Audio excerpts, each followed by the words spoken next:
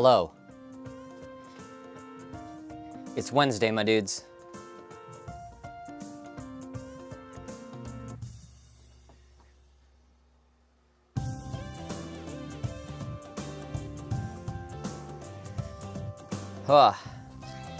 Yesterday I had to do some catch up laundry and other errands and stuff, and for whatever reason, probably drinking too much caffeine, I just could not get to sleep the night before until like 5 a.m. I was just like in bed, like awake, excited about prospects of various things that are upcoming.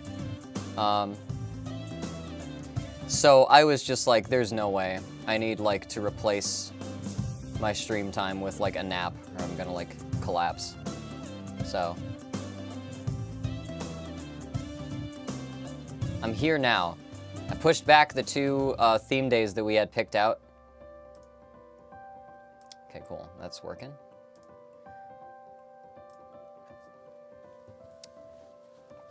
But today we have fire levels. Shame I couldn't have done this on Tuesday because, like, yeah, let me turn that off. Shame I couldn't have done this on Tuesday because, in Japanese, the kanji for Tuesday is just Fire Day. Kicking myself for, things not lining up that well. But oh well. It's Wednesday. It's Odin's Day, as it was once known.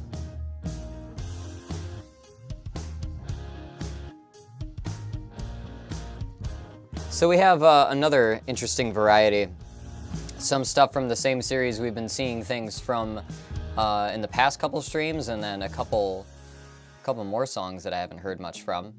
And I'm also going to be doing something where after I take the break in the middle of the stream, I am going to cover a song of my choice. And I have a pretty hot fire track that I have picked out.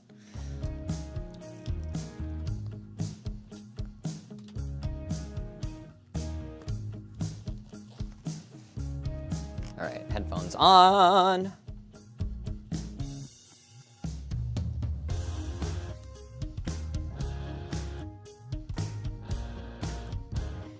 How's everybody's week been so far? How was everybody's Tuesday and also Wednesday?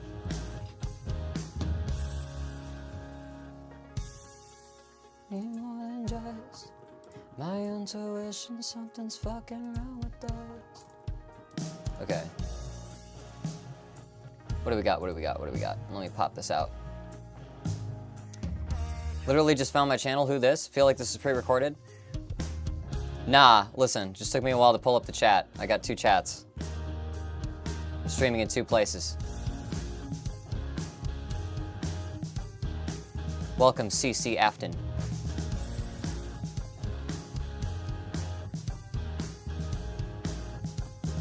Oh my god, my headphones are so tangled. Why? How did I do this to myself? How did this happen? I'll solve this problem, then I'll get on camera. Alright. See the usual drill? I'm gonna be going until, gonna be going for like 3 hours, probably a little longer, if I'm really interested in the stuff we're doing. Hate when headphones tangle? Yeah. Also, I literally just found this channel. Who this? Hi, I'm Case. I make music, and I also analyze music from video games. Okay. I think we're good. God, it's so fucking hot in here. Jesus. Appropriate for Fire Day. All right.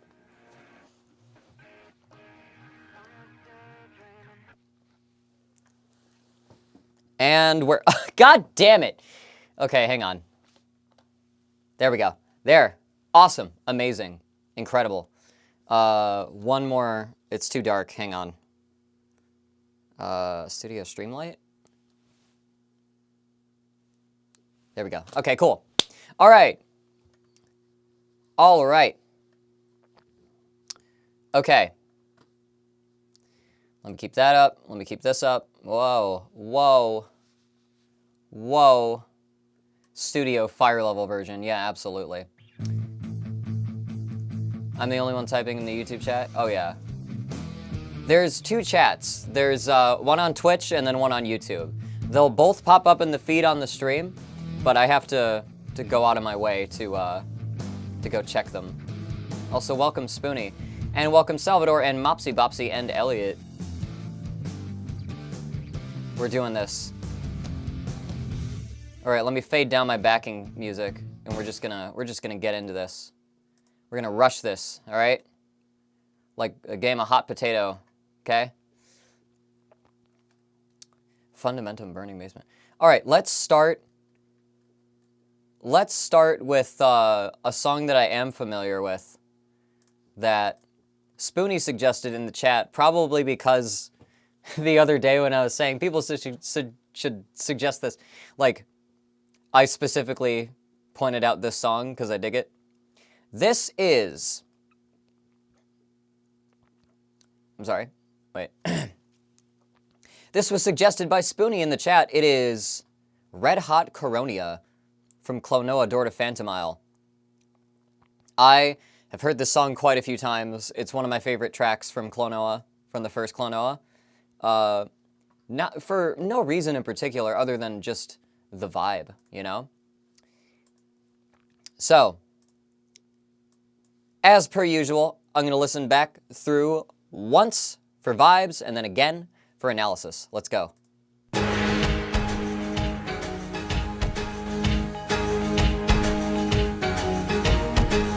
We got this, like, crunchy bell sound that comes in right off the bat. And some upper, like, bell arpeggios. Big timpani-like hits that are synced with it. Some kind of very sharp zither.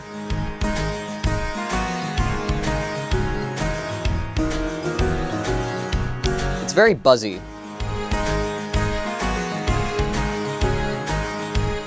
Some strings on the left side. Either doing a root or a fifth, I think. And then they take over the tail end of the melody.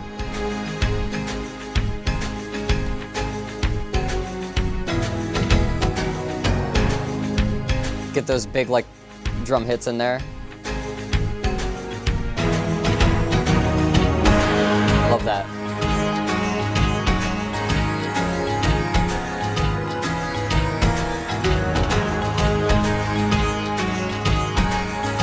Everything about this, like, melodically and, like, chord-wise, reminds me of, like kind of counter melodies you would find in, like, an 80s pop song or something, you know? And then we modulate up. We've moved up a half step.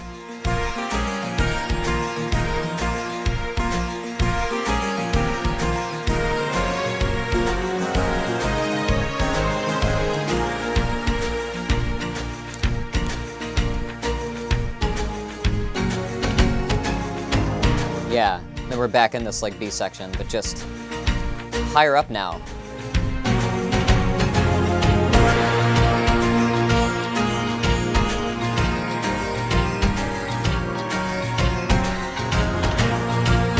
I like how even though the percussion is, like, really... It's, like, sparse, but also heavy. It's very weighty, you know? This is also, like, a factory-ish kind of level, so they're leaning into, like, the kind of, like, machine smacking on a conveyor belt kind of sound with the percussion, too. Very metallic kind of, like, sounds that they're using for the... that kind of thing. The main melody in that part. So we switched between, like, a buzzy kind of bell sound and then this buzzy kind of, like, zither kind of sound. All right, then it fades. All right, I really dig the vibe of this one. It's just, I like the chord changes. We're gonna analyze all this now. Let me move my my pigeon mouse pad over here so I can. Okay. All right. What key are we in? What's happening?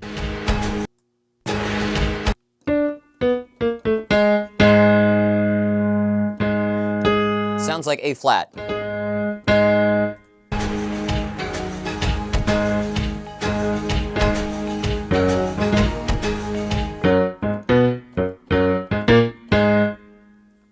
Yeah, we're mostly just moving whole steps, like 7, back to 1, then up to 2, and then back to 1.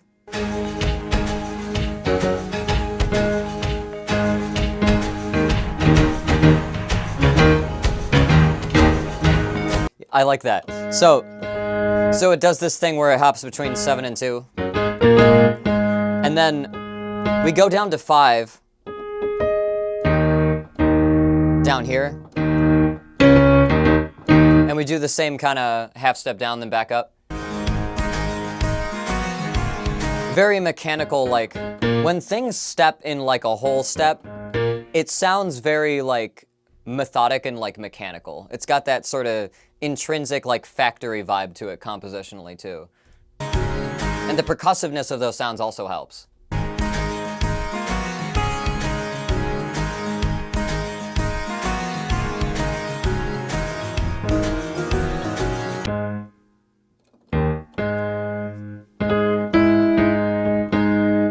So the melody here starts on a 5th.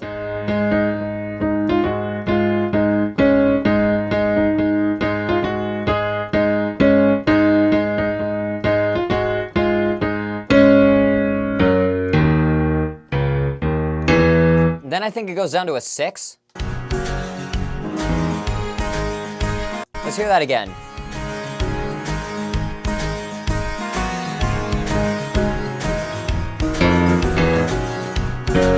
Yeah, so we do like a little 6, 7.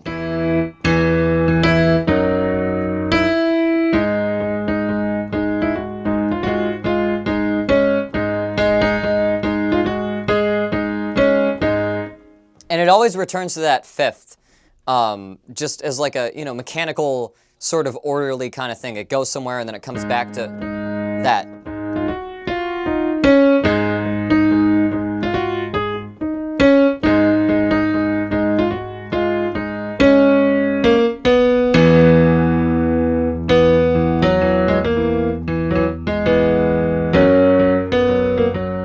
It does like a little thing like that. It's not exactly that.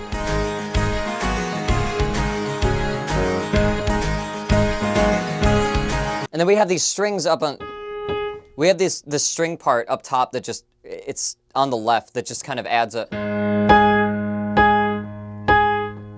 root on the offbeat, just like up high.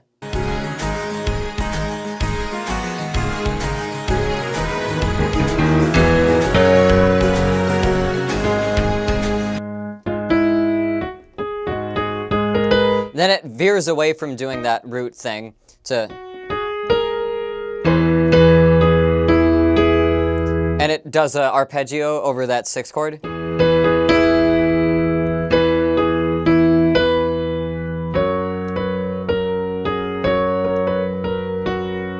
then it kind of does a little walk down through the chord of the 7, and then returns to the root.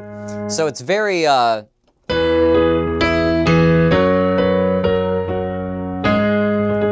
Everything about the melody is very like methodical, basically. It does a lot to return to either the root or a 5th. When the chords change, it makes sure to like emphasize that chord change, you know, with the melody.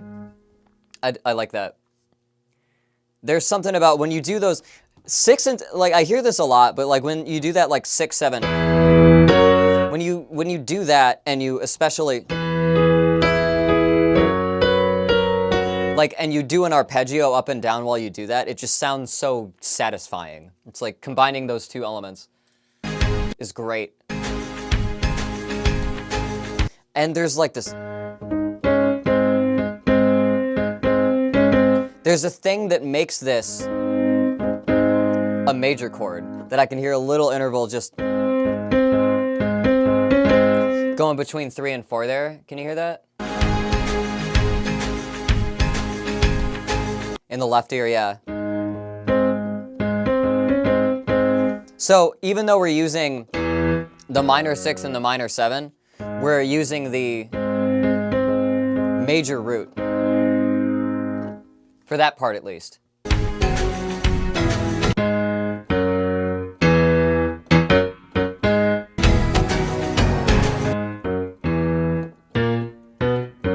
It's something like that.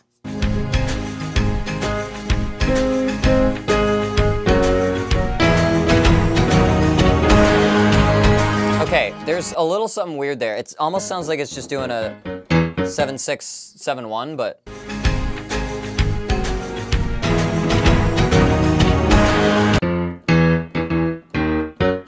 Ah, I think it's doing that.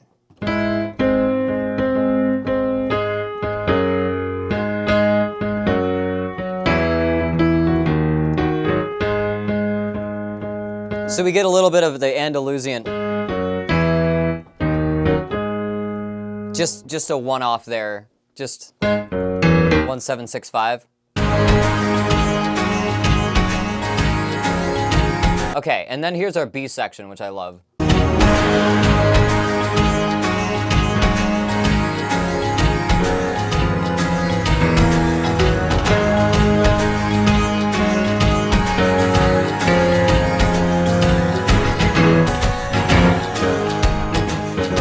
Okay, so what I'm hearing in the bass there is when we do this chromatic step down through the major 6, and then like land on the minor 6 and then go back up. I think the first time it actually doesn't go to 7, it stays on the root.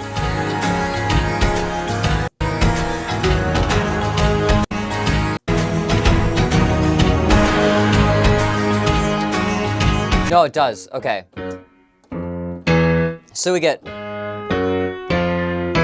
Is that brain stew?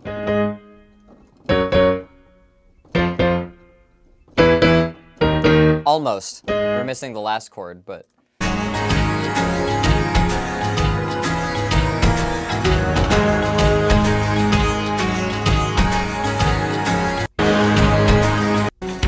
Okay, so...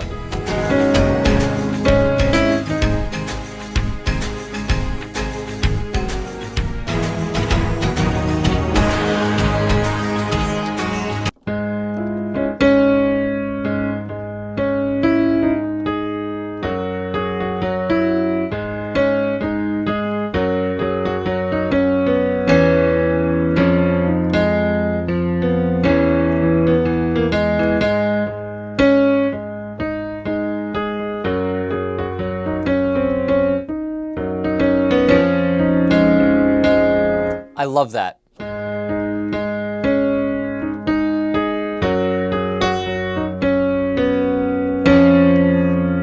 When it hits that note, that's like a... Oh wait, why does it say there's a B there? B? Okay. This is like a... What is that? That's a 6th, right? Because this...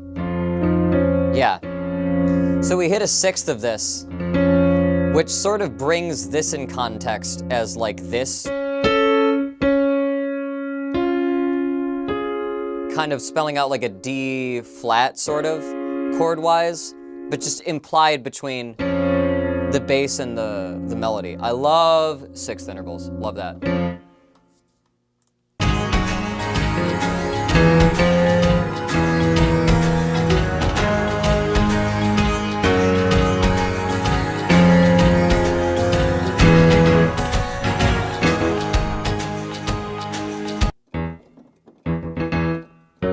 Yeah. I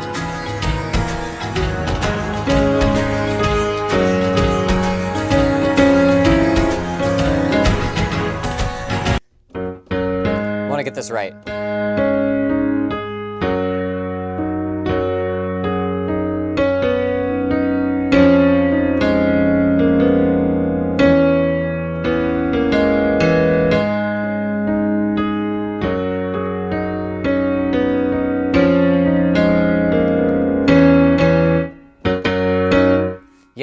And then we go back basically into what the intro was doing. But it does this little chord change here.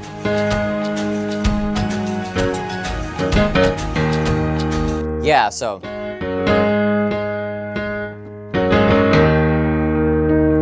And it jumps down to the 5 here. And I think we modulate up after this, right?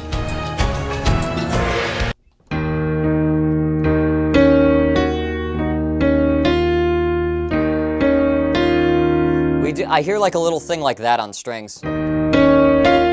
Playing some notes that are not in the original key, just to signal to you that like, hey, we're about to modulate. We're about to modulate a whole step up. So now we're in B flat.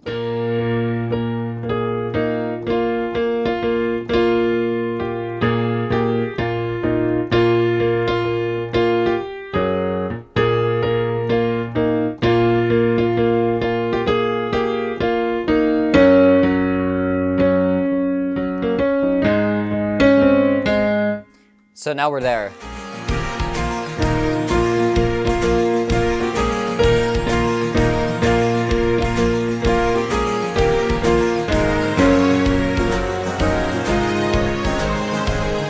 And everything mostly stays the same.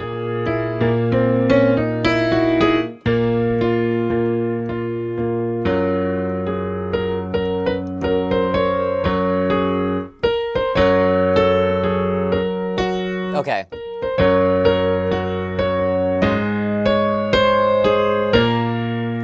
We do that again. Pretty much the same as the first time around. We're just higher up now. Also, welcome, Mars.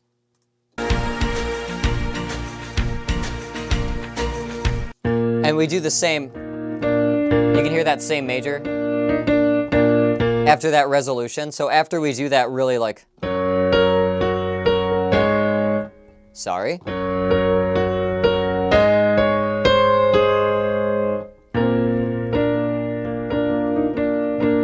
After we resolve to that, it goes to major, which makes that resolution even more satisfying to me.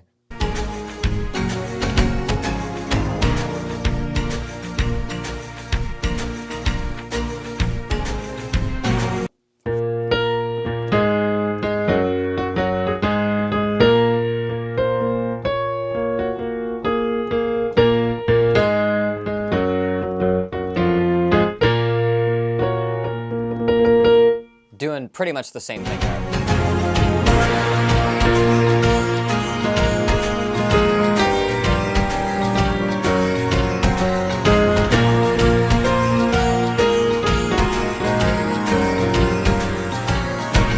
Okay, how does that go in this key?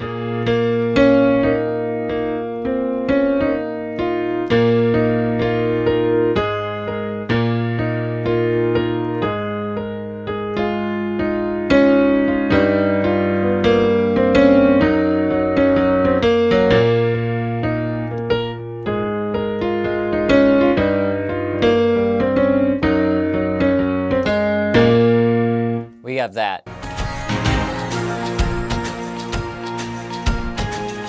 And there's this little... Yeah, that's hitting a 5th. There's this little bell I can hear in the left ear going.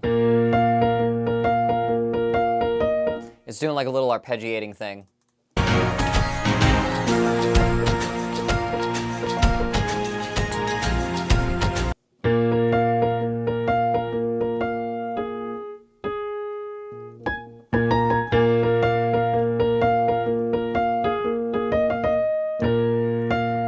Welcome, Yawning Joran.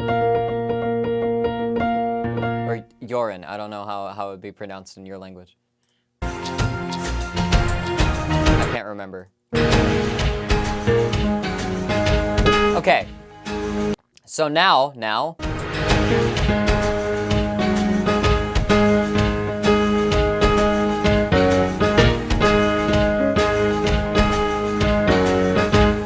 Now we're back into A flat.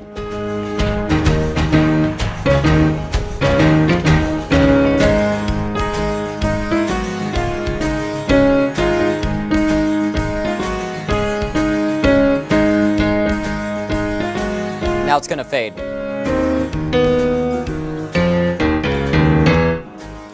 And I mess up. Whatever. Closer to Yorin. It doesn't really matter. Okay, that's good. My name should technically be pronounced Harin, but I'm in America.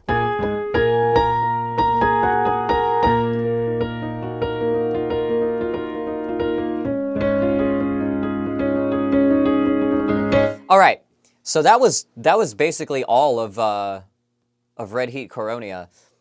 It's very, very simple. It relies a lot on just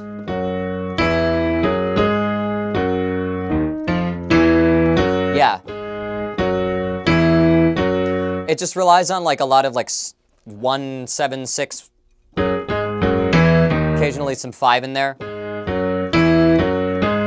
And it has that part where it, instead of like just going straight to 6, it adds that major 6 and that chromatic descent, which gives that like assembly line feeling, sorta.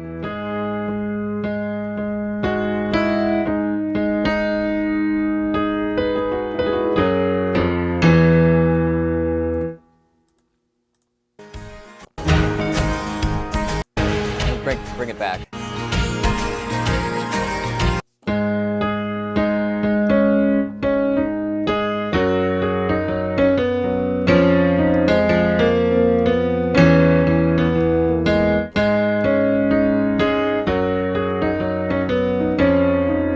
I really love that melody and those chords. It's very like I said, it's almost like the kind of like backing thing you would find in like an 80s pop song or something. It's just really, everything about this is like satisfying to me compositionally. I love this song. It's not like a favorite. It's definitely my favorite off of the Klonoa soundtrack, the Klonoa 1 soundtrack. I would have to give this a 4 out of 5. I really appreciate the song. I really appreciate everything it does. But it is a little stock. It could be doing a little bit more. I like what it does. I like the modulation. I kind of wish that it had like a different section in the modulation that was like not just the same thing, but like up and then going back down, you know? It could have been a tad bit more interesting, but you know.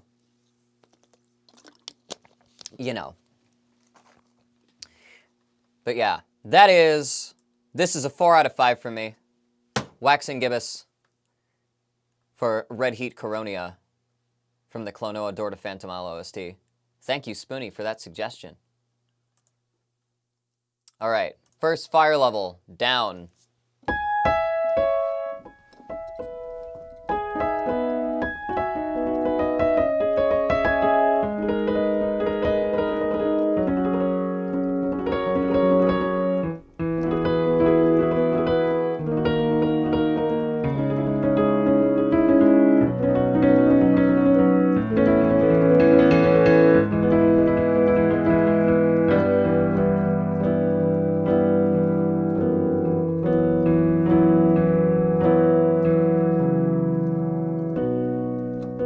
Okay. All right. All right. I'm gonna drink some of my green tea. That's an ugly chord.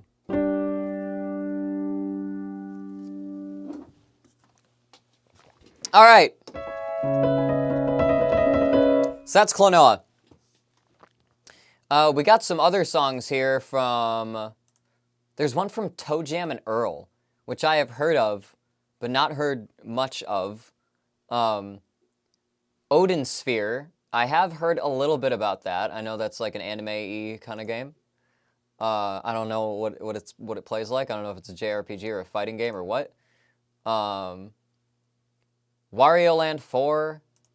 Let's see, we got Natsuki Chronicles, which I've never heard of. There's another one from Skyward Sword, and then there's one of my picks.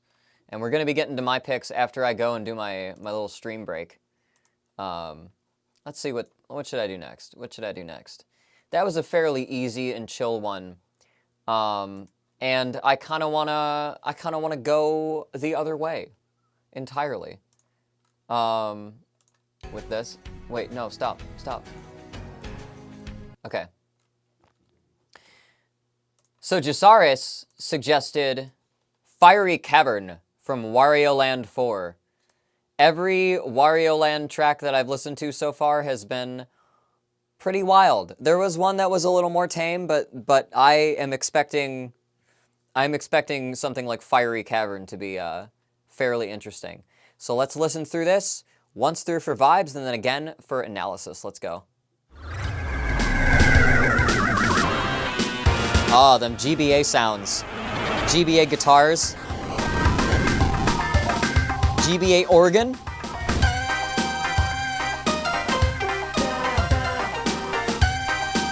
Very, like, offbeat, kind of syncopated sort of melody.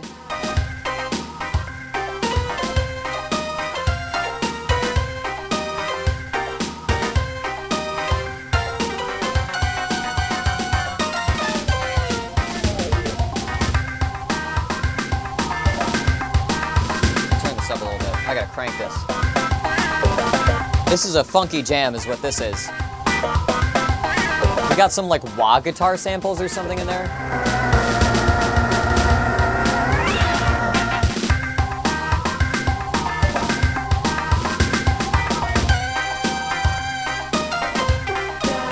So they're using like really kind of crunchy, squealy like guitars and synths and like organs to sort of create the effect of fire, right?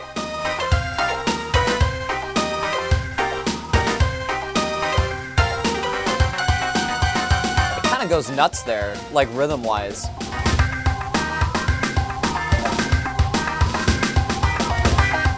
And the drums are just filling it up.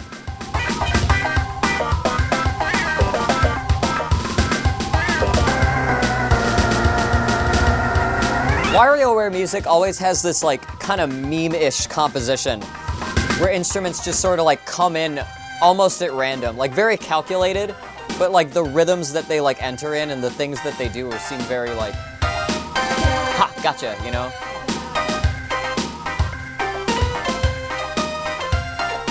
It changes the swing there, I think. Or maybe I just didn't notice it before. Yeah, it's fading. Okay, this one's pretty wild. Let's see if I can figure out the chords and the key.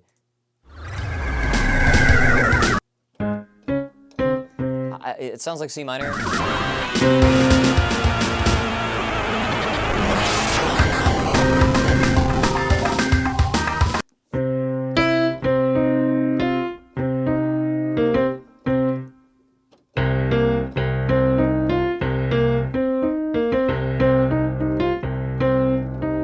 I'm hearing that kind of thing right off the bat. So I think we're in C minor.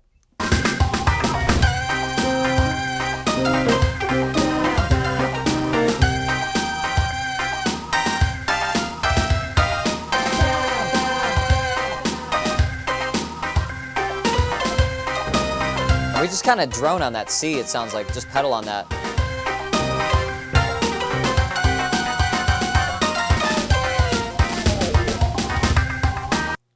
Yeah.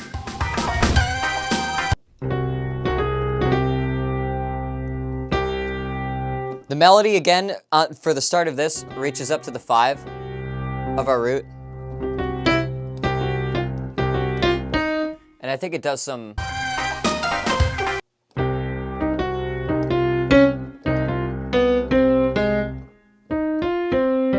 Yeah. Does a little bit of a melody that lands back on the 5 an octave lower.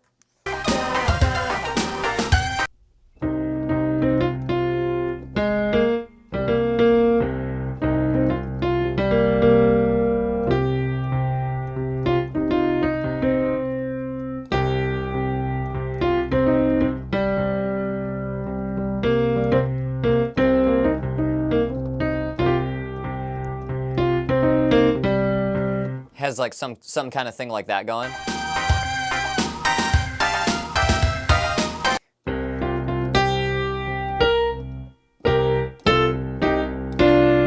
Yeah, and then it does these like harmonies down.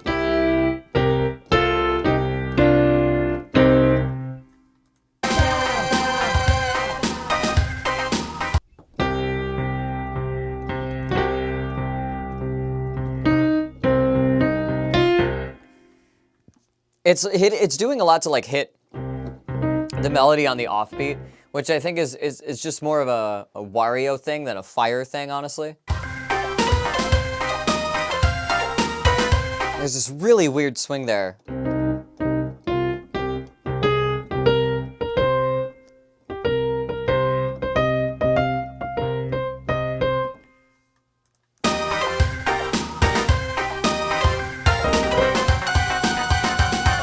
Then we get that. We hit that tritone. But does the chord change there under that when it does that? No, this mostly just sounds like it's pedaling on C the whole time.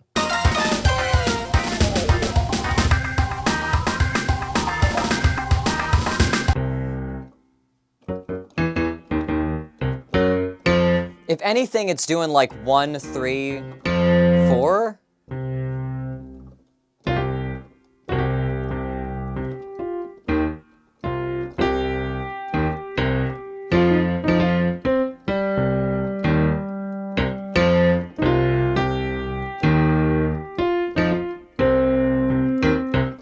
But the way that it does that, it doesn't sound like those are like roots of their own chords. It just sounds like it's just sort of,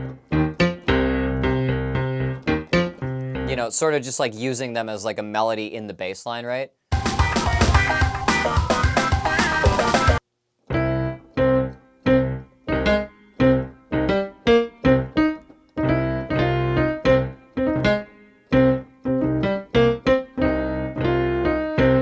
Yeah, and we're just getting like some kind of, mostly like bluesy guitar licks and stuff like this over top, right?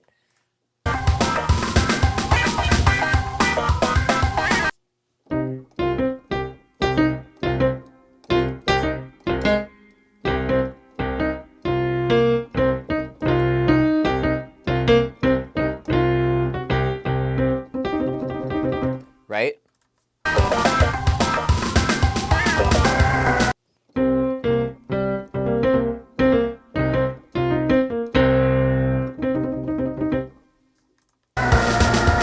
Oh. It does sound like we go to like a 7 there. Like when it does that little... Yeah. So we do this chromatic walk down to the 7 here.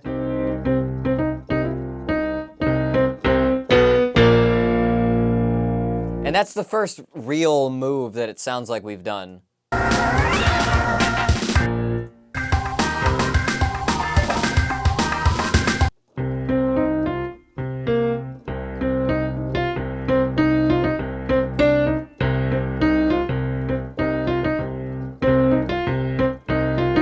We're getting a little more of that in the background.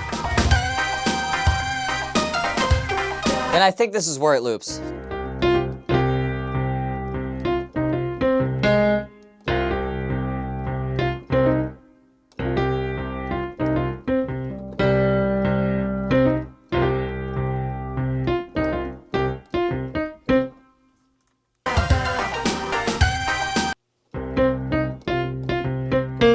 There's this weird swing and like syncopation that happens after the...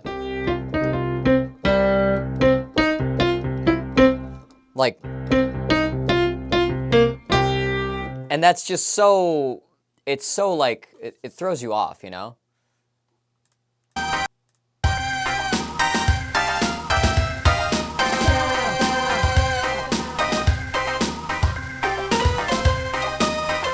And there too.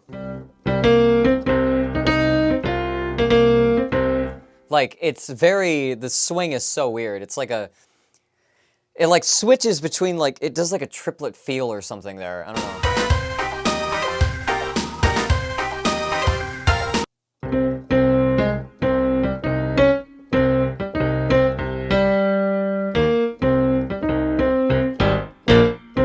But it's not doing that.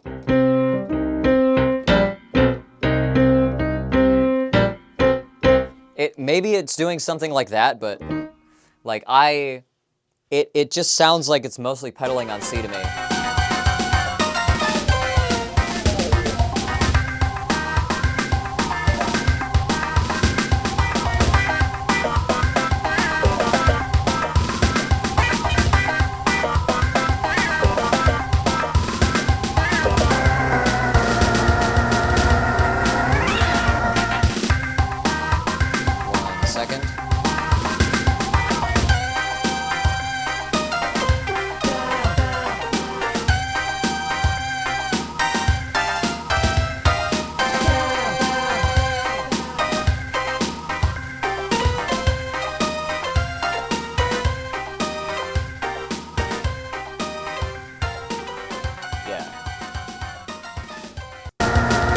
So, like, you know,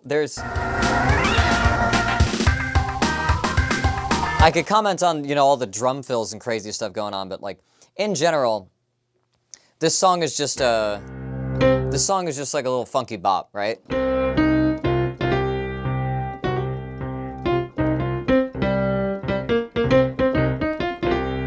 And it does a couple weird, confusing, like, rhythmic skips and stuff like that, just sort of, like, to throw you off.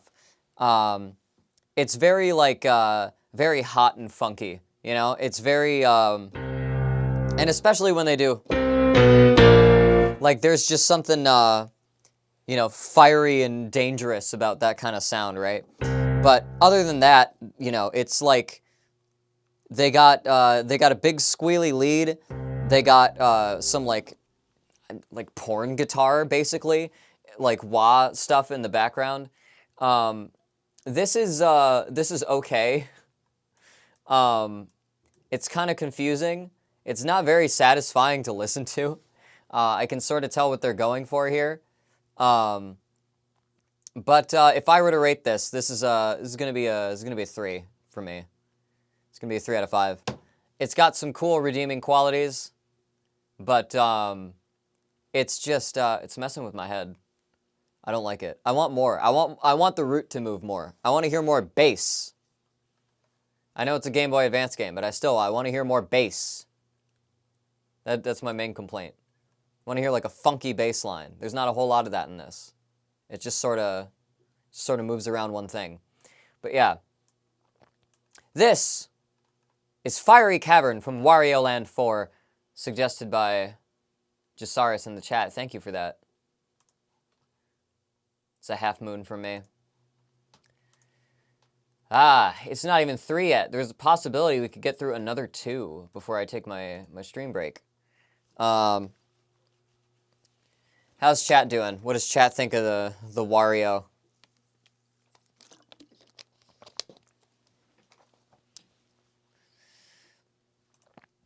Okay, now let's see. There's a Zelda one, and then everything else after that is stuff that I don't have no idea. So I might do the Zelda one next, then take my stream break, and then come back and do my choice, and then run through the rest. That's what I'm thinking. That's what I'm thinking.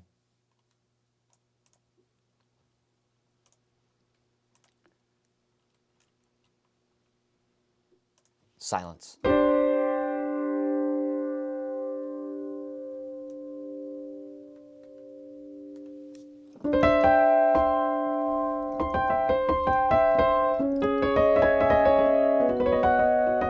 I'm gonna have to make you guys talk. I'm gonna have to, it's Fire Day. I'm gonna have to start dropping hot takes.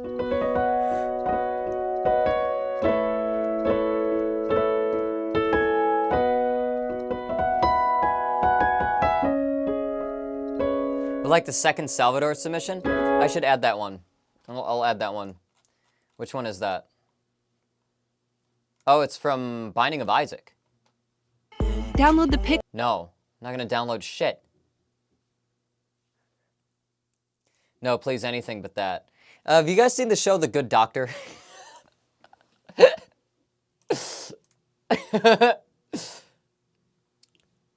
Fuck. Listen, I'm all for representation, right? But why would you ever want to represent the cringe autism that people I don't respect don't have? Why would you ever want to represent cringy autism that people I don't respect have, and not cool autism like me and my online friends have? Why would you ever portray something that is more extreme than like what I deal with, me, the protagonist of reality? That doesn't make sense to me. I just don't get it.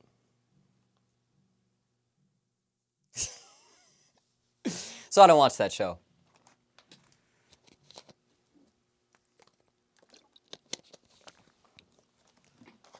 There's my hot take for you guys.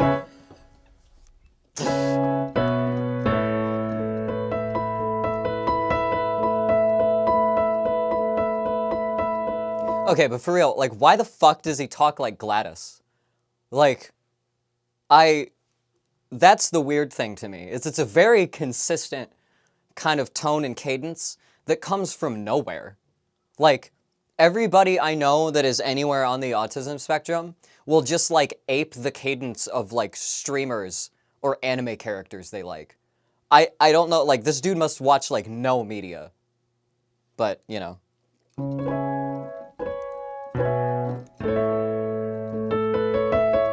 Would recommend As We See is actually good autism representation show. I don't think that The Good Doctor is essentially bad autism representation. I just think it's a kind of autism representation that people who self-diagnose to put in their bios don't like to see, because it like acknowledges it as like a disability, and it's too ugly for them to consider to be cool. That's what I think is really fucked up about like a lot of people being like, I'm autistic and I don't act like that. It's like, well, yeah, it's a spectrum. I went to school with people who act like that. You know, I know people who have family members that act like that. It's one of those things where, like, just because it's cringe to you doesn't mean that it isn't actually, like, a representation of, like, how some people are. And I think it's, like, really ableist to say that it's, you know, like, I don't know. All these self-DX, like, autism spectrum people that are saying that this is ableist because it's, like, a bad portrayal that they think is ugly that they don't like, you're ableist. Like, 100%. You're just totally erasing the like, a whole tier of people. It's the same kind of people that don't like functionality language. Because, like, it's not, and they'll use, like, some weird, like, capitalistic, like, oh, it's about, like, you're used to society. No. Functionality is about activities of daily living. Like, do you need care or not? That's the functionality. That is like, the practical use of terms about, like, you know, grading different areas in the autism spectrum. Like, you can't say, you know, I have solidarity with everybody in my, you know, who has this mental illness, except for those people that are too awkward. Like, what the fuck is wrong? Like, goddamn. But yeah. I like As We See It because we get 3 completely different perspectives. I actually haven't heard of that show. I would have to check it out. Not one of the good ones. Yeah.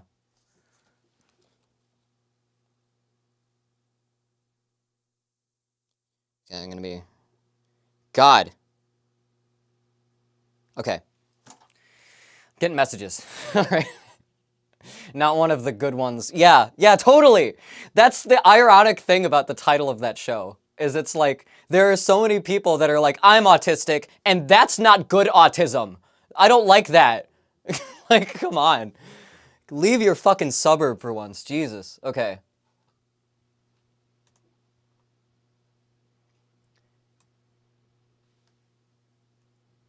What was the show?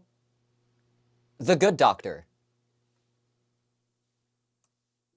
It's like an adaptation of a Korean show. Okay, we're done with the hot takes. We're done with the hot autism spectrum takes. Let's move on. Let's do Binding of Isaac. Or maybe I should move Binding of Isaac to after break. No. I'll do it before, because then everything else is something I don't know. Queen Snarf is here. You came in at the perfect time. You missed the worst part of the stream. Congratulations. Okay. Thank you so much for the for the 10 tier 1 subs. Good afternoon. How are you feeling? I'm feeling great. It's hot. I feel kind of overheated in this room here, but yeah, welcome all new subs. You have a moon next to your name now. If you can keep it long enough, it fills up and then it turns to some crazy symbols, like it's the Halo 2 ranking system. But yeah, here we go. I'm gonna try to get through another 2 before 2:30 or 3:30, which I think I can do. I think I can do that. What? That's even more tier 1 subs. Jesus. You can just keep handing them out. Miles Prower, Mur the Freak, Semaphoric Wave, Saigen, Recursive, Recursive, I mean, Tazara, Kiremi, Tanzanite. Why is it doing, like, It used to just do that once. Okay. Yeah, no, it used to have like a bell bird if it's over 10. Well, maybe I gotta fix that. It's just gonna keep going. We're just gonna let it. We're just gonna, okay, no, we're not. No, we're not. I'll turn that back on in 30 seconds. All right. It did the bell bird, but no! Hang on. Hang on. God damn it. Okay, wait. Hide you. And then... Okay. Oh, God. I should have saved my hot take for when I was waiting for this. It's good. It's good. We're going to do the Zelda one, then we'll do the Binding of Isaac one, and then I'll take a break. It's what I hear in my head all the time. Yeah, oh yeah, same. Me too. Okay, chords. That can go away. Okay. All right. We're doing the Elden Eruption, Skyward Sword OST extended. Let's find one that isn't extended. Elden Eruption, Skyward Sword. That's 15 minutes. That's 15 minutes. Okay, here's the 3-minute one. Cool. All right. Oh dear, did I miss a hot take? To summarize, I'll just say it again. I don't watch The Good Doctor, because why would you ever want to represent the cringe autism that people I don't respect have, and not the cool autism like me and my friends have? Why would you ever represent something that is a greater degree of severity than me, the protagonist of reality? So I don't watch that show. I saw the tweet. Yeah, I'm sorry. Anyway,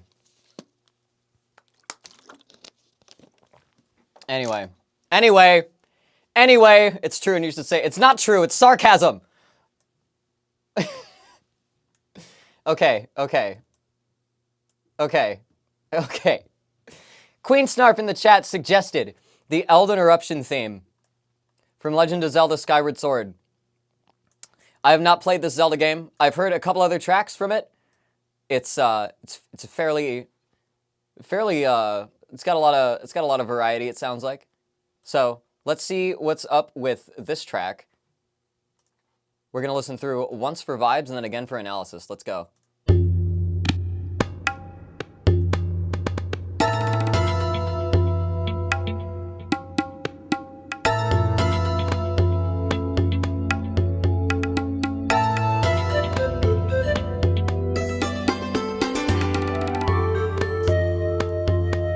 Okay, this isn't like fiery right off the bat. It doesn't have that blaring kind of stuff that the other tracks have.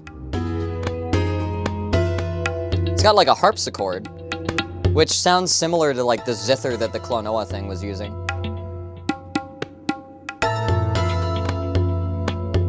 And it's very like dissonant. It almost sounds like under pressure. We got them flutes. Doubled with like a glockenspiel, very soft in the background, it sounds like. Harpsichord chords. It's very sneaky. Something about the little tip-tappy bongos.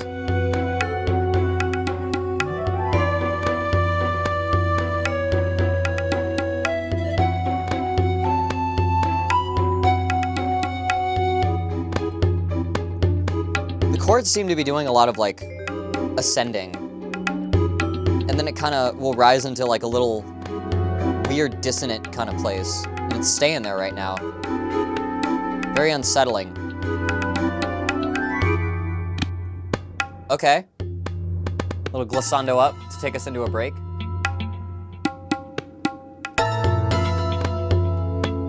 That little, like, that reminds me of Under Pressure, if it was just, like, made dissonant.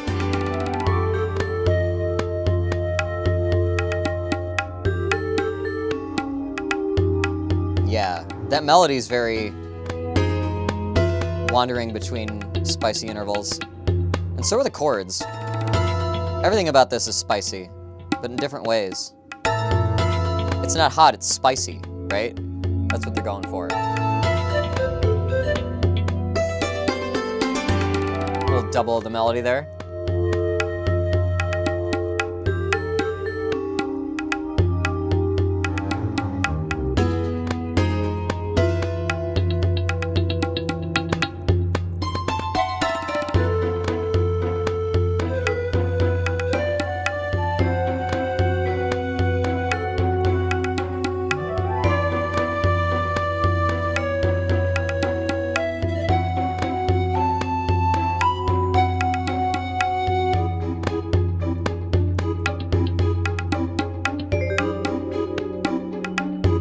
It's got some like spy stuff, like there's a little vibraphone thing there.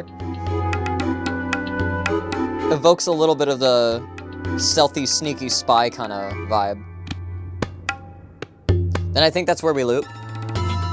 Yeah. And it fades.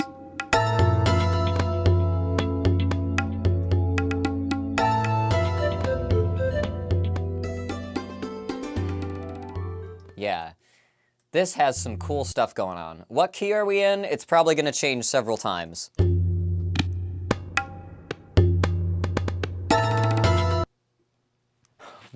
Okay, hang on. I need to dissect that chord.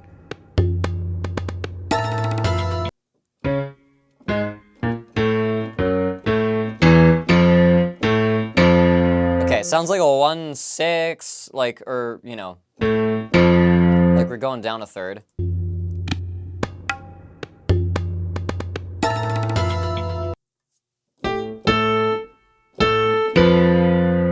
Okay, so I hear that. Is there something in the middle?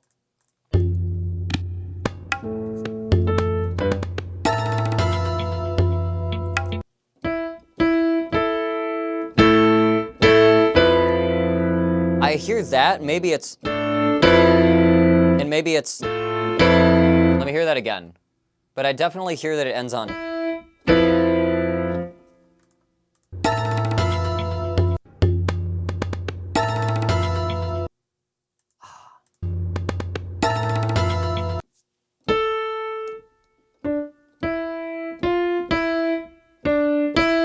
I want to say it's...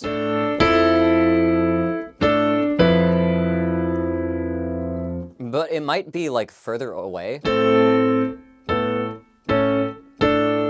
It's either that or... It might stay the same. But either way, we step from, like, a... Like... What is actually...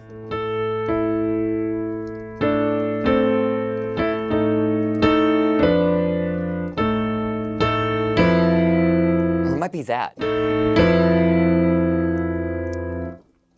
We step from like an A thing into,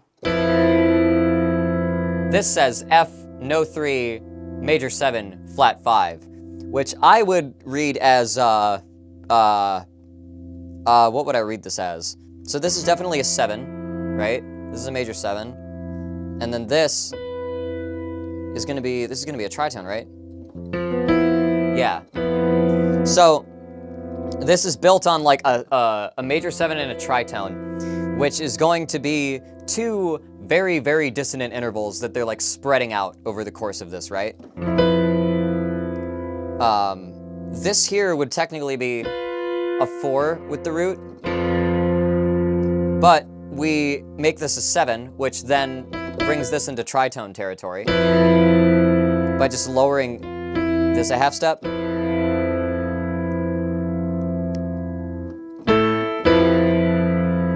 And we have that sort of thing going on. So it's not really a chord as much as it is just some spice.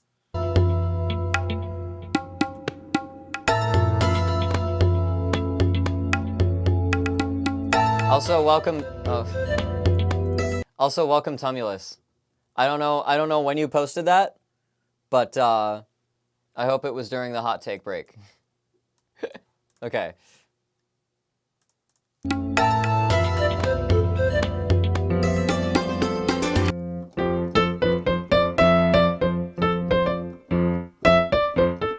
So I think this sounds like A minor.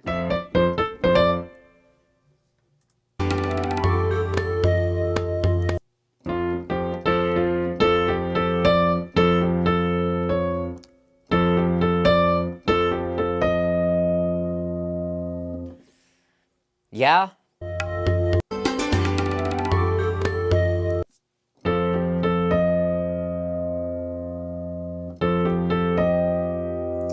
That's another weird thing. So this here is a tritone off of A, right? It says B7. This thing reads tritones very strangely. Because it assumes that it's like a 7 chord, right? But so we have this one melody that's very consonant sounding, and then we have this like we have a very dissonant sounding melody like right after it.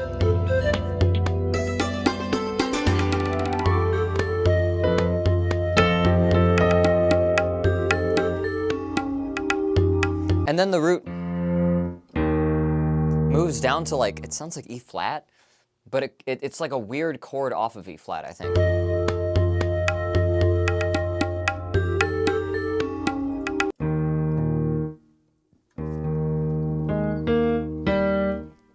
So,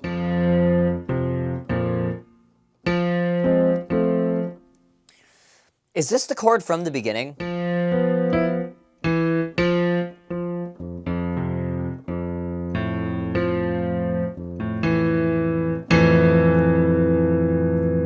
Is that what we're starting with?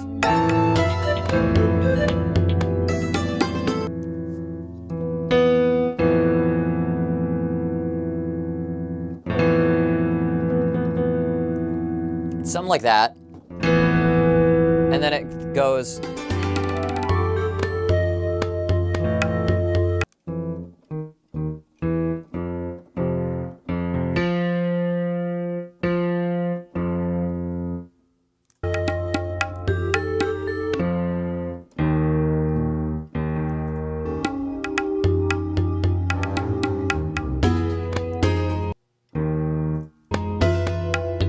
What the fuck?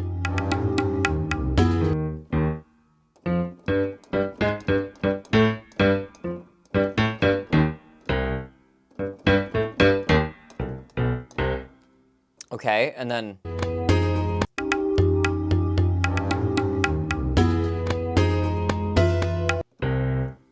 okay, what the fuck?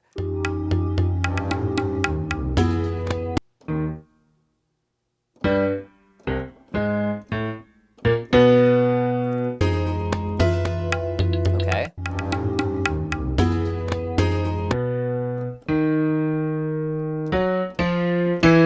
Is it that? Really?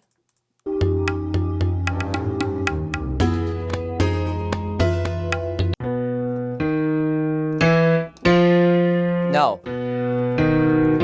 We're like tracing up like a diminished chord on the bass here, and then also, what are the top notes for that?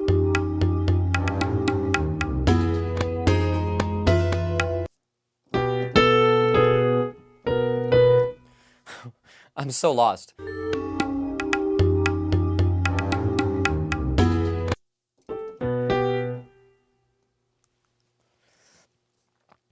That can't is that just an octave?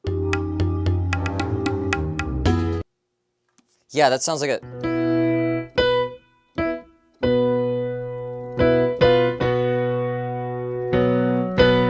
Or maybe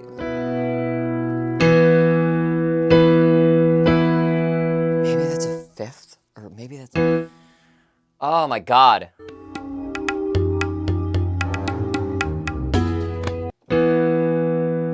That's a fifth. And then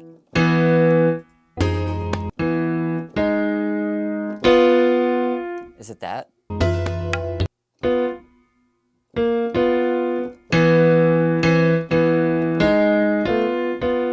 I think.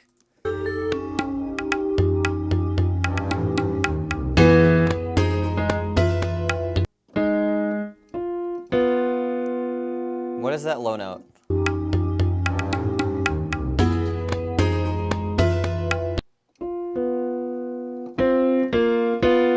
Yeah?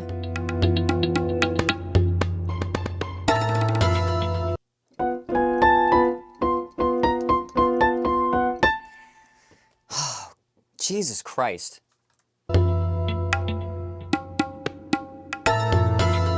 Yeah, and then it does that little...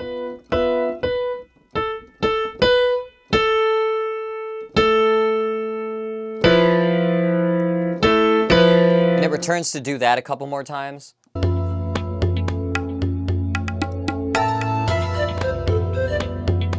Okay.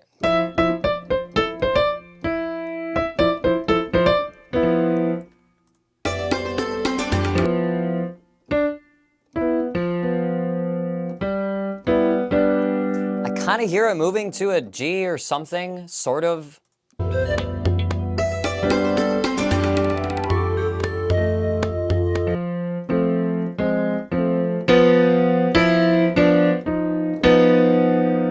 think that's doing that.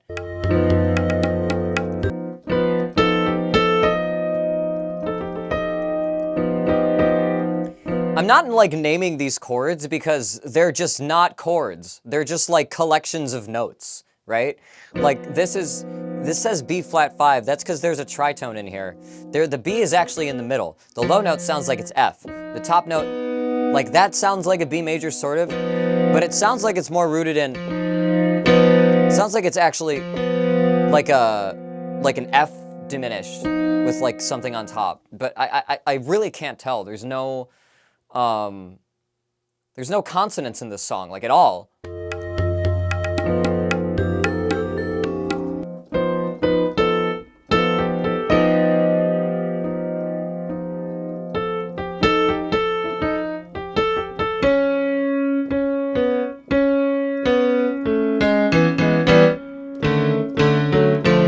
Like, there's no way to predict or, like, figure out, like, what the scale function is, or, like, I have, like, no commentary.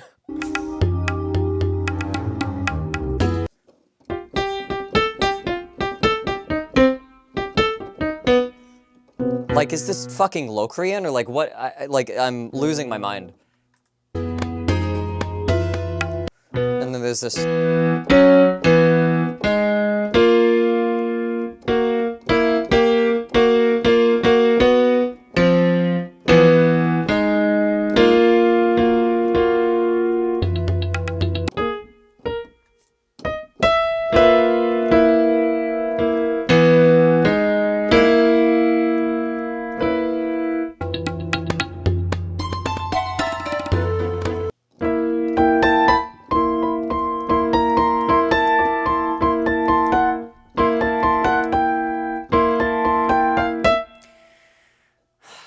This is the beekeeping song all over again. That's what this is. This is that fucking Roblox song all over again. This is just with more elements. It's the same. Okay? There's no song to this.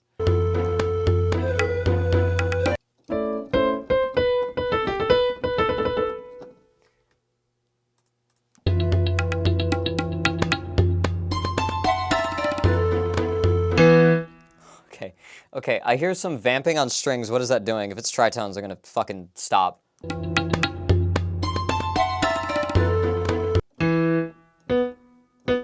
I hear that note. What's the other note? Okay, it's a fourth. Beekeeping what? There's this one fucking Roblox song that is used for the stick bug meme that I tried to do a music analysis of, and there is just there is nothing to say. It's just like bashing a bunch of notes together.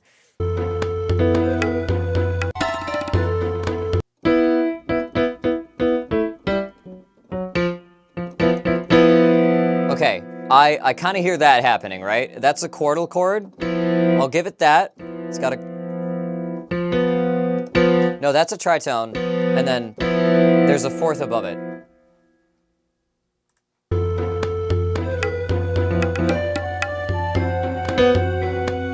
Yeah, I think the beekeeping song, I think that might have been the first 1 out of 5 I gave to something.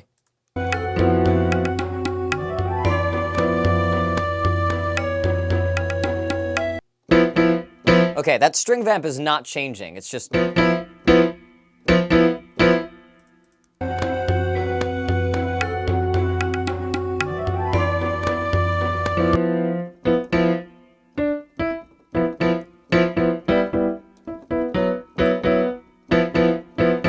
That might happen.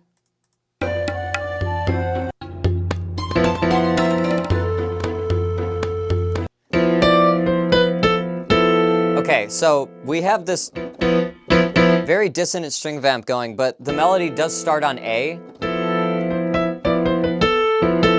which, you know, this song is in A, sort of.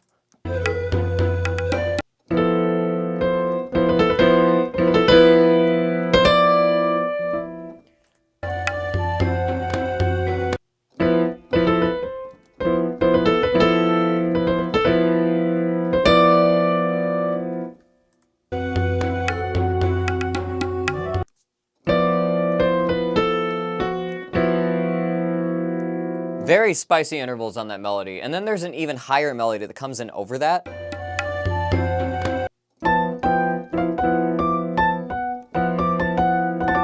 And that just plays a D major, like inverted. So that one's not too egregious.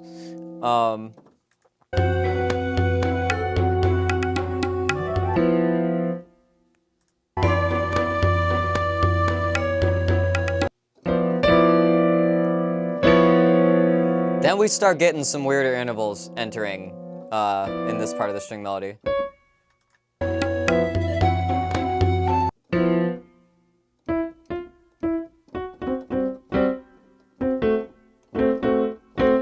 And I think the string vamp moves up here.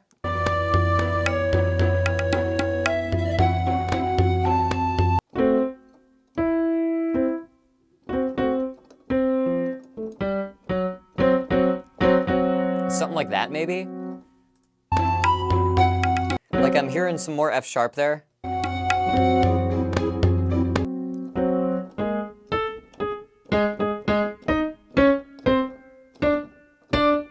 And then it does a little thing where it like jumps up a tritone and back down.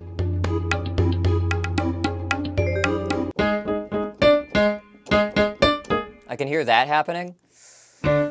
And what's okay, the elements in this song, they all just sort of come and go kind of haphazardly.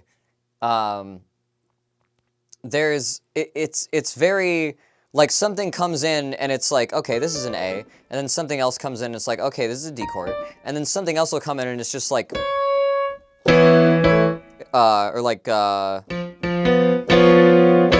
know, like that. And like there's a weird blend of stuff that is just atonal, I would say, and stuff that is like keeping to the key.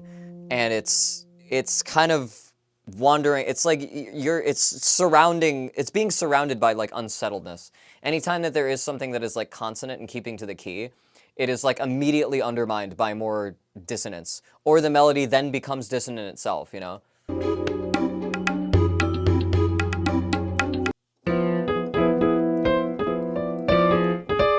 Yeah, and then we get another like high little string vamp.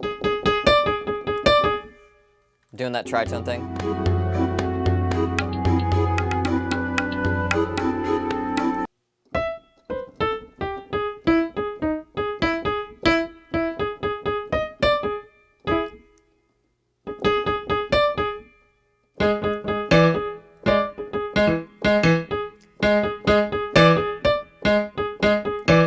There's these two things that are happening at once. There's like a and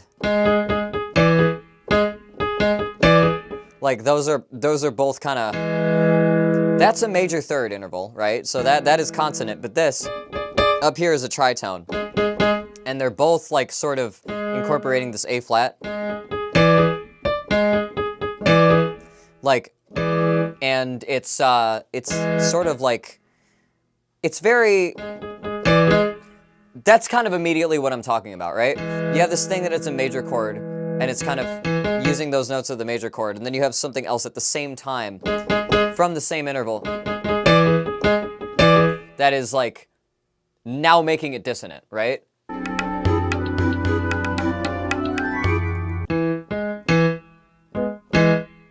And those are actually chords, those little like flute samples. And those may also be tritones. Let me hear what that lower note is.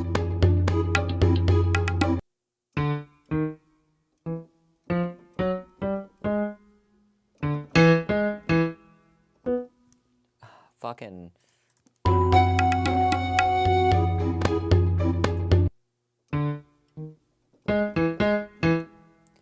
What else is...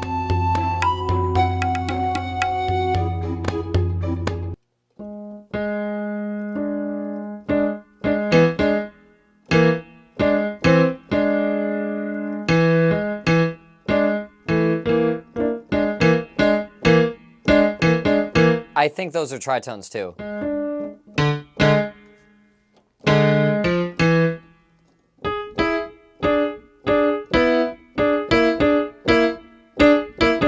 That's what that sounds like.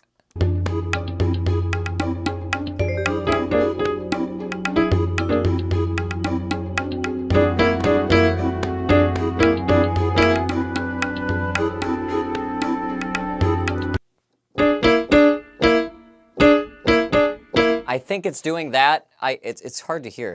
It could also be a fourth.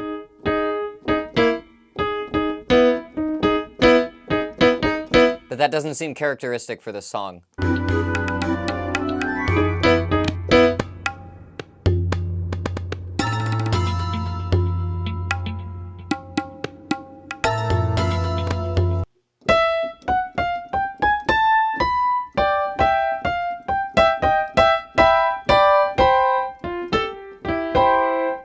Okay, and that's just the...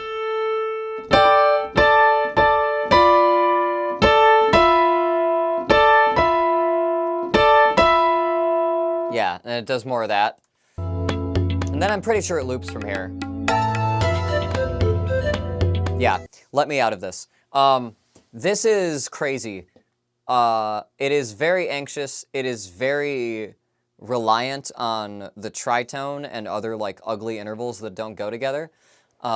It definitely lets you, it definitely reminds you that we're in A consistently, but it just keeps, it is not at all trying to introduce a chord progression. It is not at all trying to like make sure everything in it is consonant.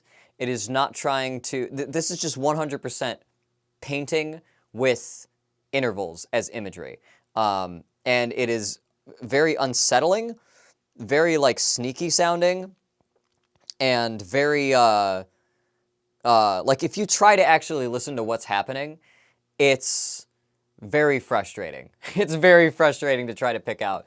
Because usually you listen for like the syntactic comma, you listen for like the relationship between intervals, and you can pick out like, oh, this is this is that, this is that. When everything's a fucking tritone, it's so, like, it makes it so difficult to like parse what's happening.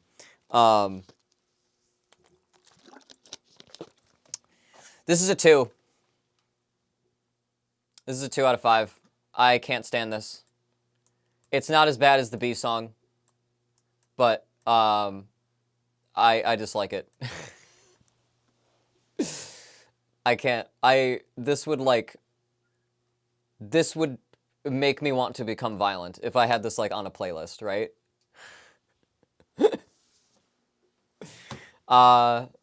Yeah, that's Elden Eruption from Legend of Zelda Skyward Sword, suggested by Queen Snarf. That's a 2 out of 5 from me. I can't. I can't deal with that. I thought it was okay. I thought it was like interesting when I was listening through it the first time, but actually trying to like figure it out, it's like oh god. That's gonna be hell to edit. I'm probably not gonna edit that one. Alright. We're gonna do one more and then take a break. Even though it's already 3:30, I'm gonna do one more. This is Fundamentum, The Burning Basement from Binding of Isaac, suggested by Salvador in the chat. Let's check this out. Once through for vibes, again for analysis. I've probably heard this already, but we'll see what my impressions are. Okay, yeah. Okay, so now we're getting like evil, creepy intervals in like a very like metal kind of way.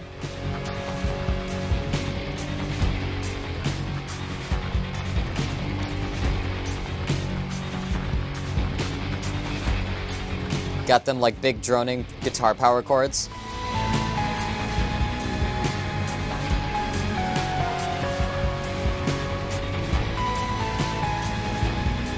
This almost sounds like a post-rock song, right? Just throwing in a couple creepy intervals. Is that brass?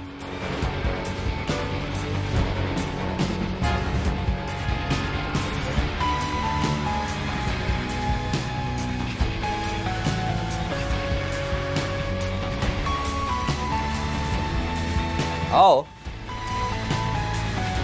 Does a little bit of like a triumphant move for like one section there.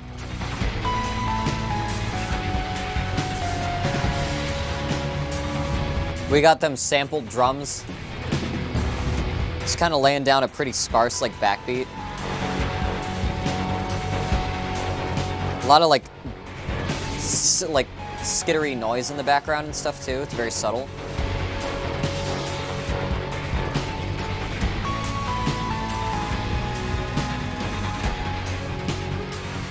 This is mostly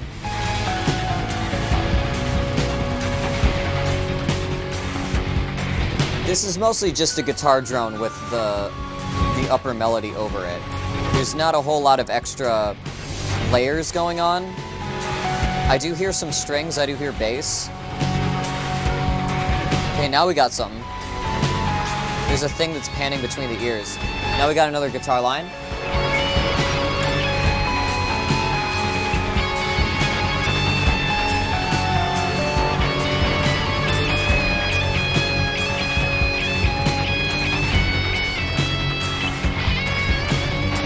A little bit of a solo here.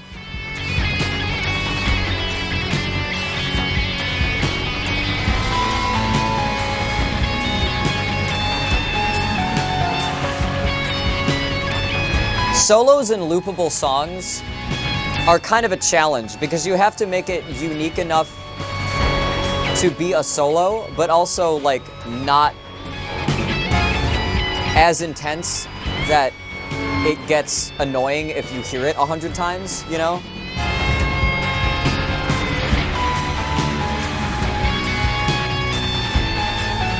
Yeah, then the guitar goes back to doing its little line.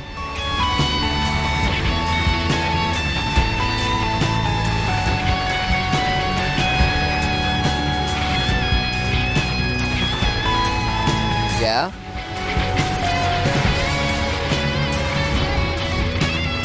Then we got another little like lead solo thing going on here.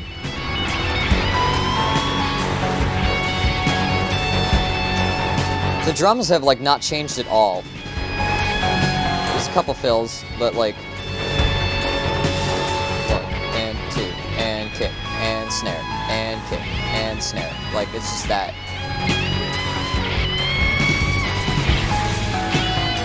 Adds to like the sparse, like, drony feel of everything.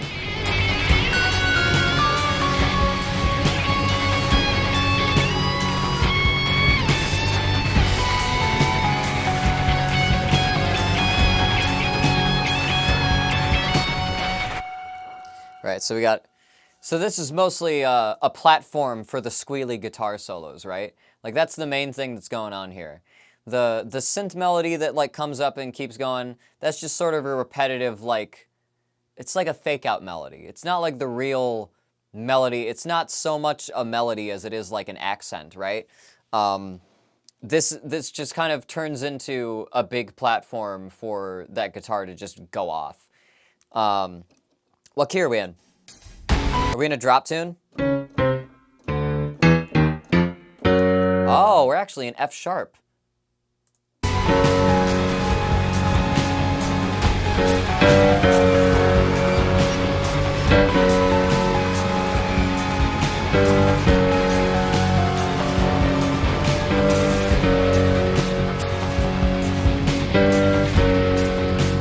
Okay, so we're doing just F sharp and then G.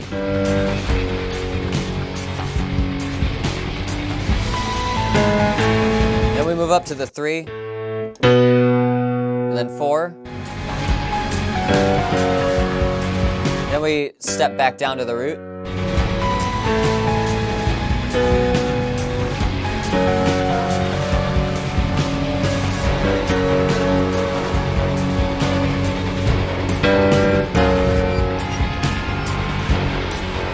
Okay, so what's the melody doing here?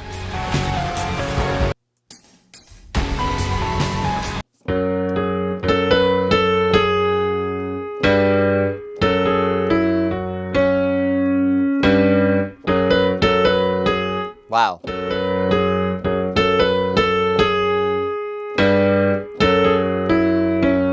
It's doing something like that.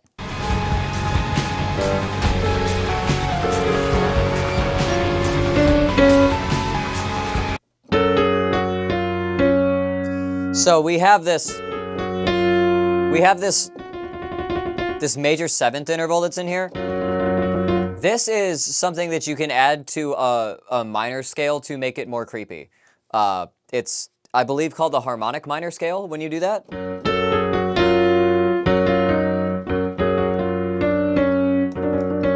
And it lets you just add a little bit more creepy flair to your...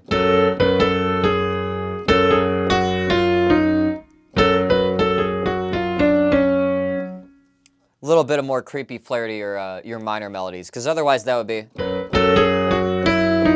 Or no. That sounds minor, but it doesn't sound creepy enough, right? This is Binding of Isaac. You know?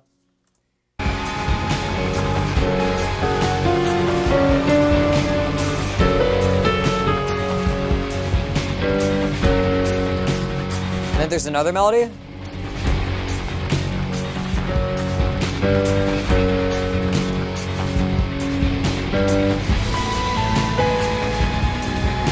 No.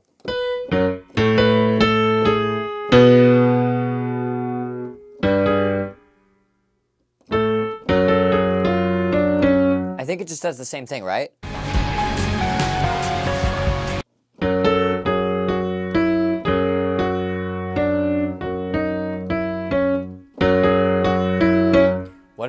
What does it do?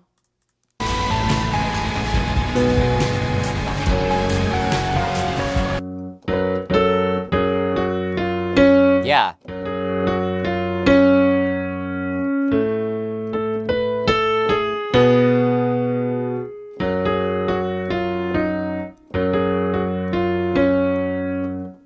Yeah.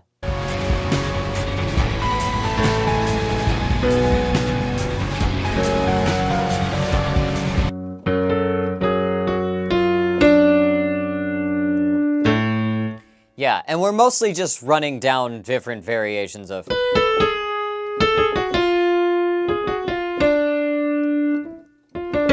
And that's mostly what the melody, this top melody is doing. It's, either starting on like a fifth.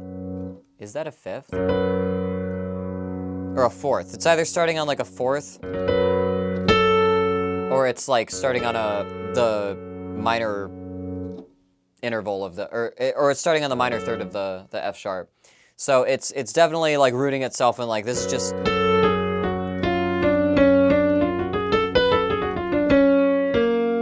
You know, it's just trying to be a harmonic minor line.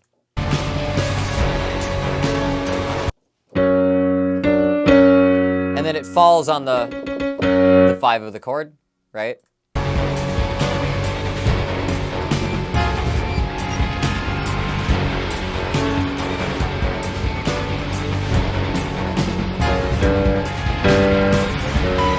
And then there's this weird...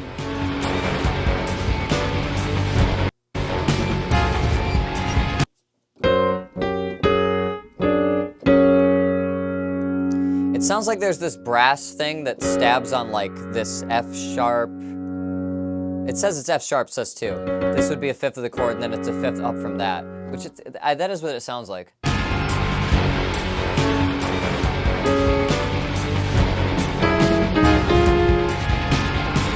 Or it's, yeah, I think it's actually that. It's hitting the 7th. Yeah, so that brass thing is hitting like a 7th. That major 7th, right? Just to reinforce the harmonic minorness of this track.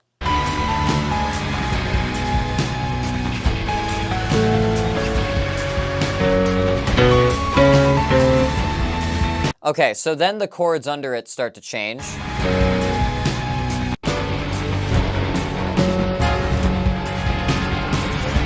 By chords, I mean power chords.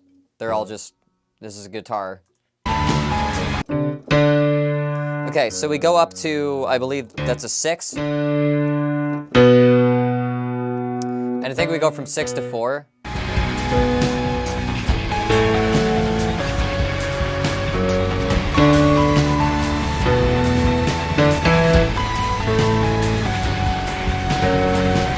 Okay, so I hear 6, 4, 3, 1, right? And then 6, 7, 3, and then I think down to 1 again.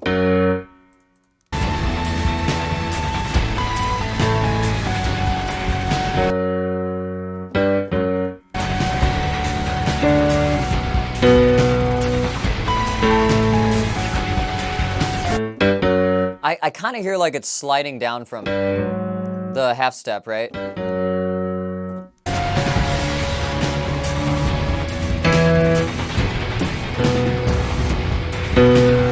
And then it ends on a drone on the 4, which is not the 1, not the 3 where it was before, certainly not the 5. It ends on a drone of the 4, which is strange. But that sort of just goes right back to root anyway.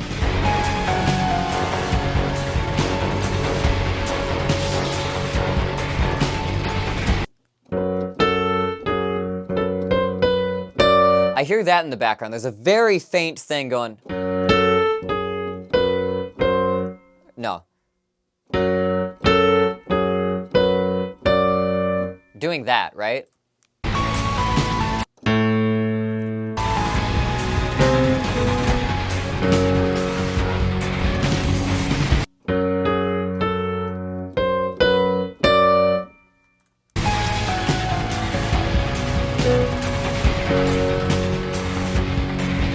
Okay.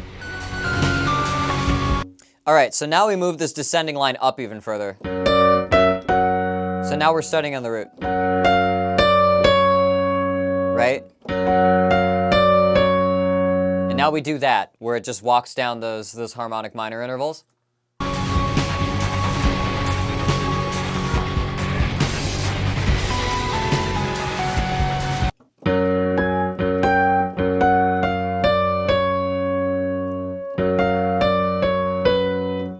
I think.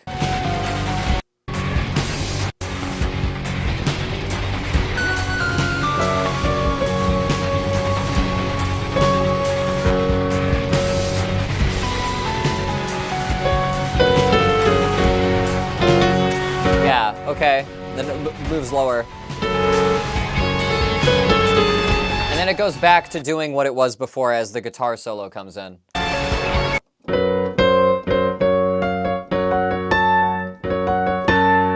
And it starts by arpeggiating a little F sharp minor.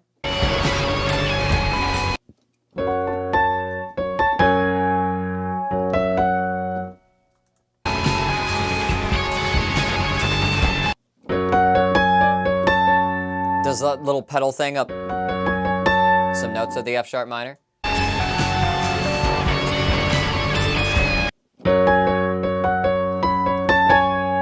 Okay, so that's mainly the guitar line. It's just spelling out more F sharp minor.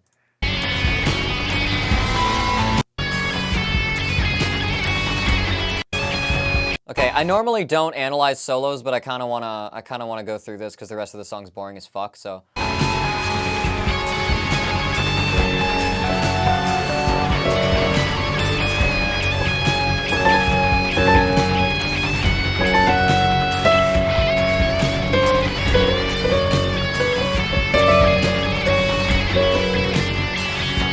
Yeah, and it's mostly doing.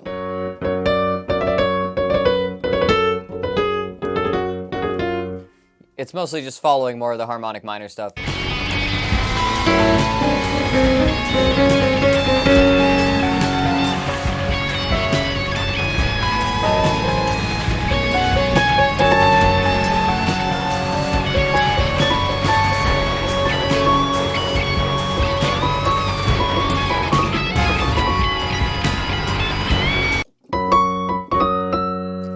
I do notice when it does that bend there, it bends up to the minor 7 rather than the major 7 that the rest of the song uses.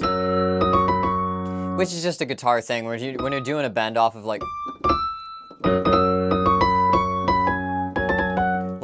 they're trying to follow like their own like guitar, I think not really pentatonic line, but you know.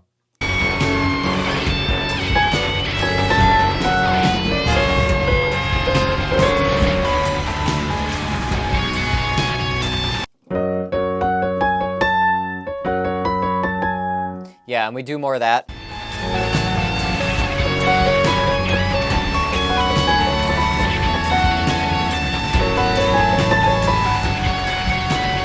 Yeah, and then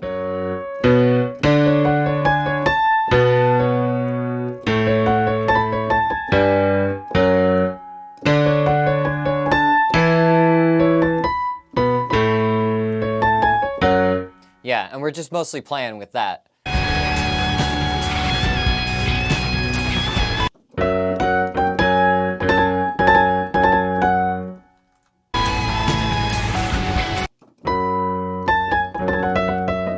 And it just goes nuts.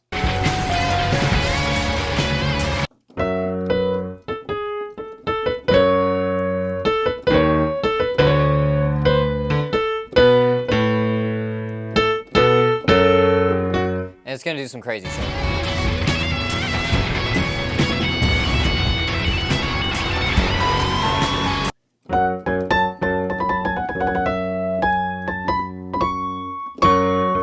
We bend up to the 5th, right?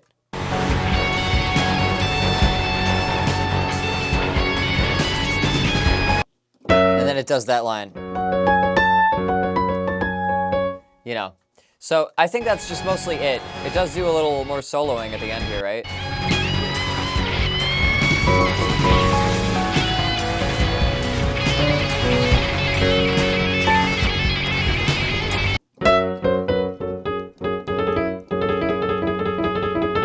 Again here, when it does this little arpeggio, because it's just sort of guitar spam, right? This is just like a bluesy guitar spam thing over the rest of, it's totally irrelevant to the rest of what everything's doing. They also hit that minor 7 rather than the major 7. It would be cool if they actually stayed in the key. Or maybe even like did a, or like a, but I know the kind of line that they're playing and that's hard to do. And they're phoning it in on that solo. It's very fast, yeah, but it's some squeedly, you know? All right.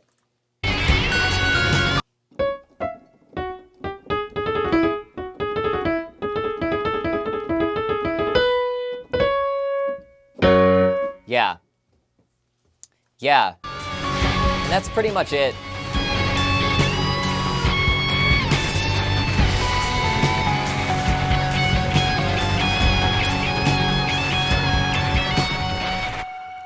All right. Whereas the last one was very difficult to parse whereas the last one was very difficult to parse, and that kind of got old to me over the course of listening to it. This was way too easy. This is way too simple.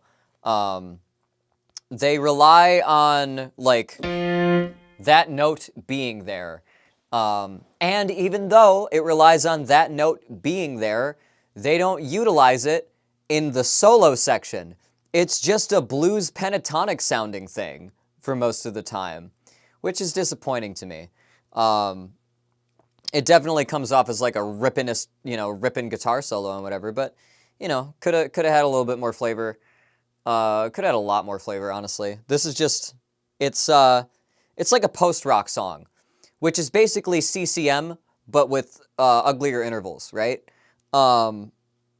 That's not even true. Harsher intervals? I don't know. More distortion? You know? 2. 2 out of 5. Another 2 out of 5 for like the opposite reason. It's just kind of boring. God. That is Fundamentum, The Burning Basement from Binding of Isaac. Thank you, Salvador, for suggesting that one. That gave my brain a break a little, at least. I got to... All right, I spent like 20 fucking minutes on that for some reason. So I'm going to take a break, and then we're going to come back and try to do more. And I don't know if I'll have time to get through all the ones I've picked out, but we'll see. Enjoy the card. I'm going to be like 5 minutes.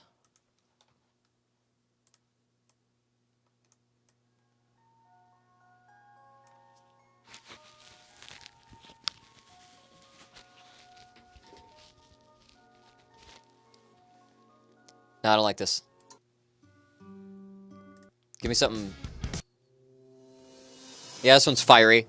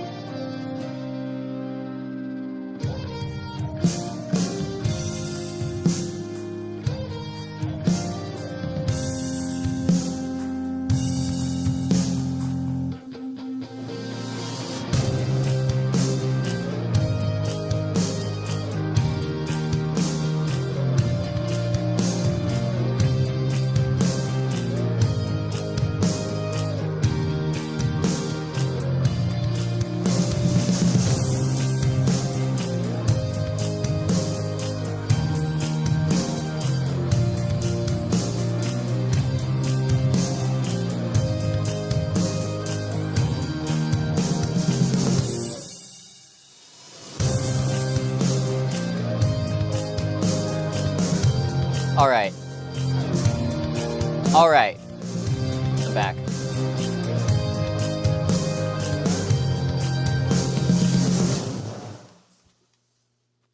Perfect timing. All right. Okay, let's get back to this. There we go. All right.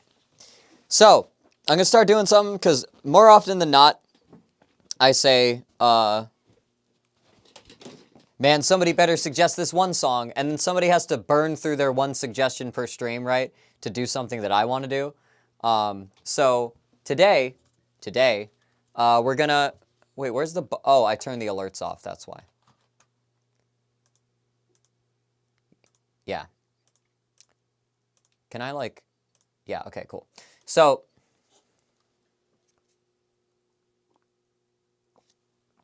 all right. Next one I want to do is also a very guitar-heavy one. And it's one that I want to do. I'm going to refrain from rating it because it was my choice. But I'm going to do one familiar one before we go through a bunch of these that are totally unfamiliar to me. This is one of my favorite fire level kind of songs. This is Red Hot Skull from Sonic Adventure. And this is my choice for this stream, right? This is a very guitar heavy one. And it is, well, you'll hear it. You'll hear it. I'm going to go through once for vibes, and then I'm going to go through again for analysis. Let's go. All right, so we got these crazy, like, screechy kind of like vocals up top. Almost gives the impression of someone being burned alive, or, you know?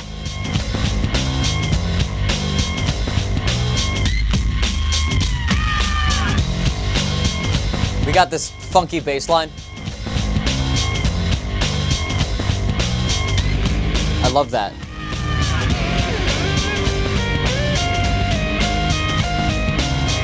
So we have this sample chopped guitar, right? Where there's like a guitar line and then the last little is repeated and then delayed out, and so it just fades. That's cool as hell.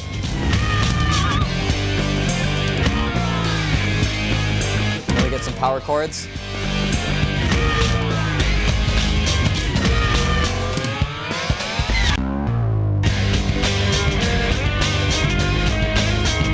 Then the guitar starts doing another riff. Before it was just doing like hitting chords with a whammy bar down and then bringing them up gradually.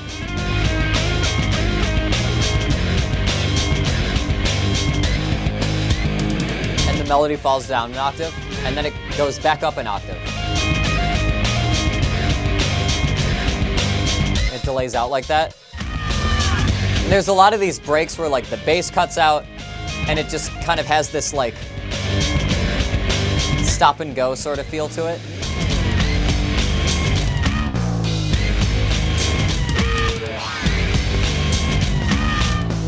A lot of cool drum fills. Someone's playing that fader. You can hear at the end of the drum fills that it like slips down.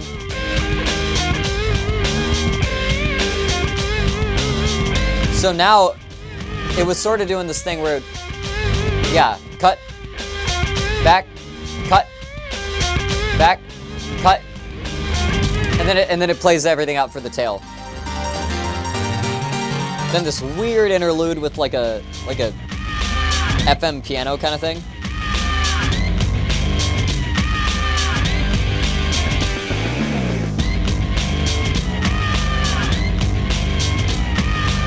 Now there's like a guitar line that's hopping back and forth between the ears. Yeah, and then there's the power chords with it. Like, striking them with the whammy bar down and then bringing that out. That's so cool.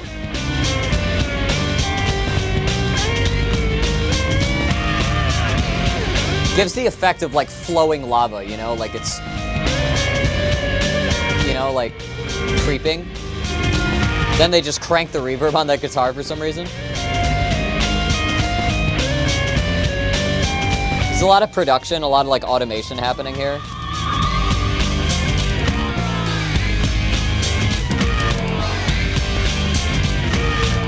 And they do these like dive bombs with the wah with them too.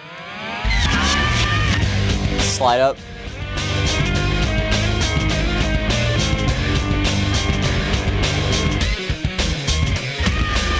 The little like pentatonic like step down. It's almost like the one from Seek and Destroy.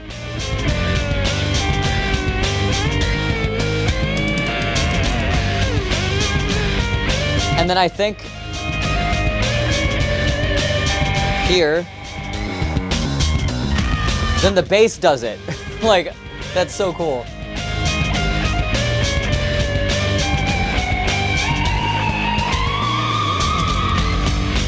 Squealy guitar.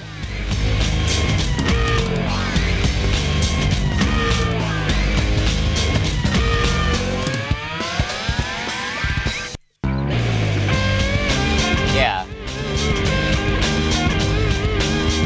Then we get back to that full guitar line.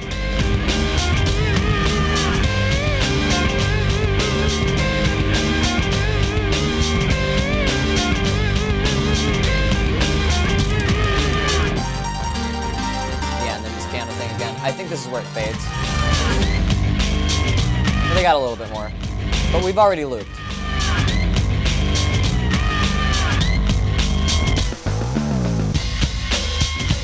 Little drum break. Okay, so we haven't looped. This is new.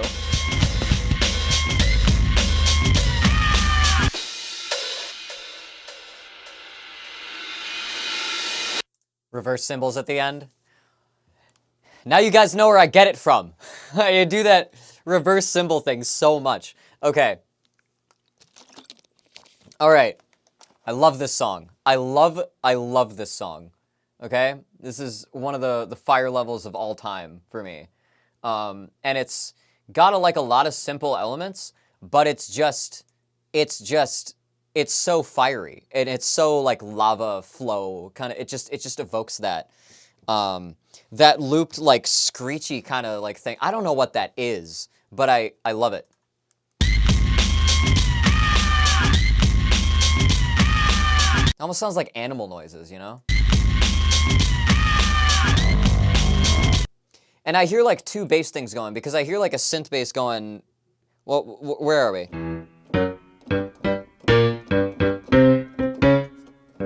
Like a... You can hear that very faintly in the intro.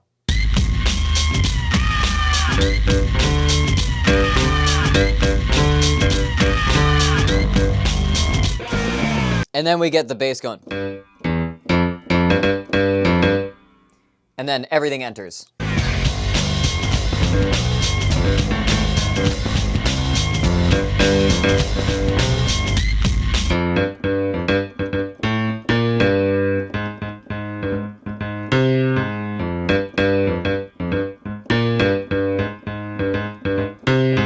So this one also is jumping between like a two half step thing, right? But it does like a little bit more with the bass line.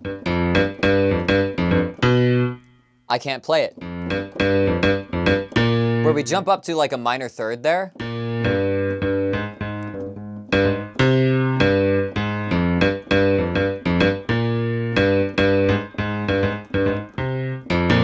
That's a fourth, I believe, actually.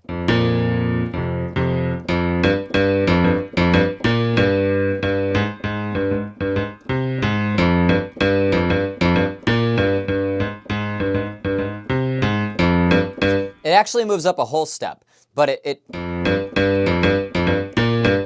it moves up to the two, the distance between the two and the minor third,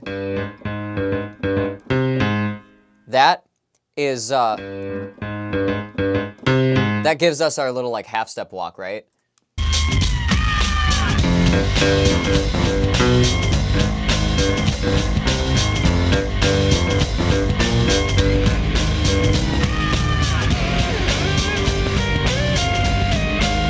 And then we got these chords.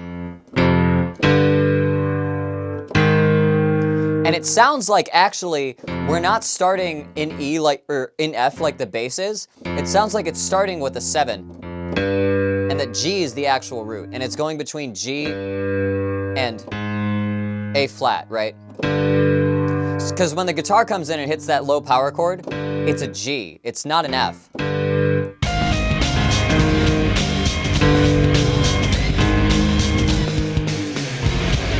Yeah, and we get this.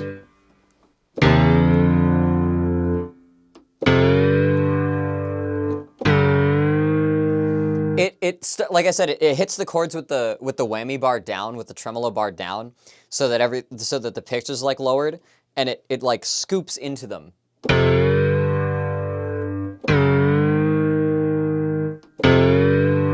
Like that.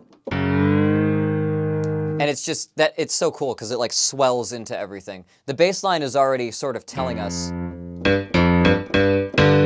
And because that bass starts on a lower note, right? That rise up into the swell actually like starts closer to what the bass is, the first note of the bass line actually. So that's like really clever.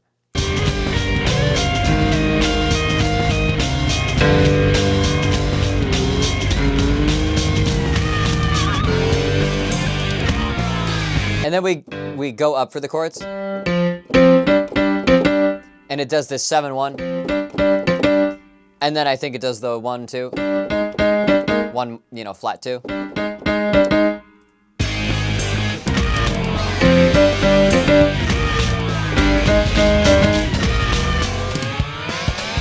Then everything rises up. Bass has a little fill there. A little fill like drop.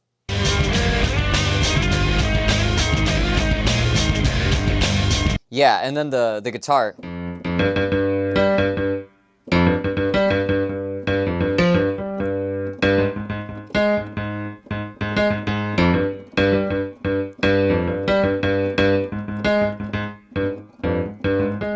Yeah, like that.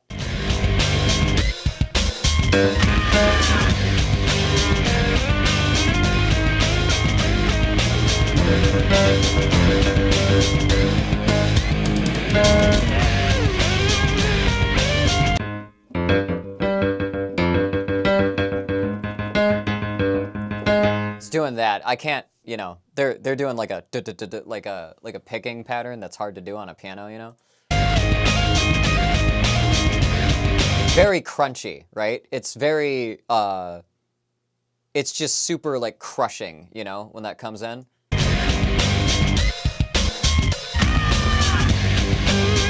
Okay, and this melody that keeps coming back, they change it up a lot, mostly just by throwing it between octaves, and they also do that cool like delay thing.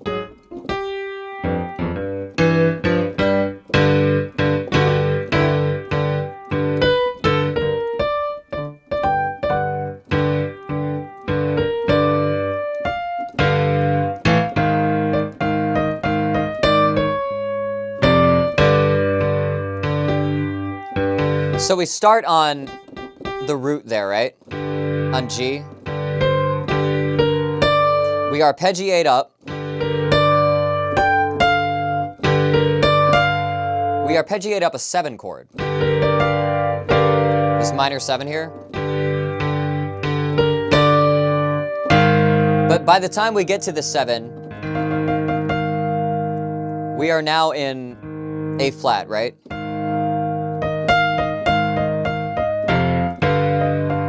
And it just has that delay that fades.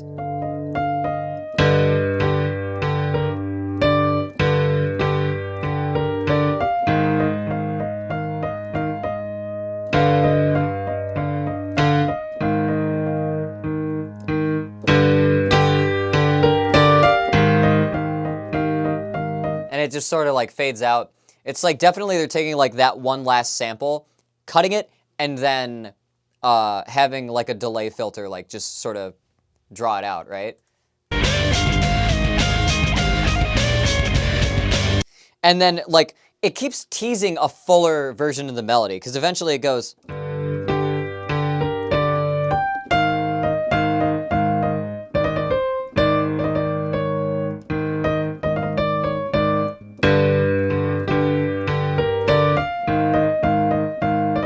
No.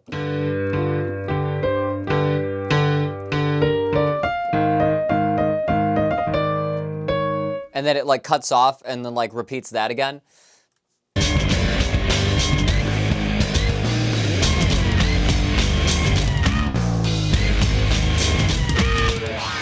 Then we get this.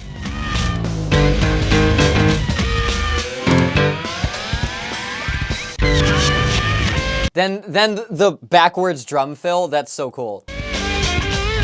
Then we get this other guitar melody.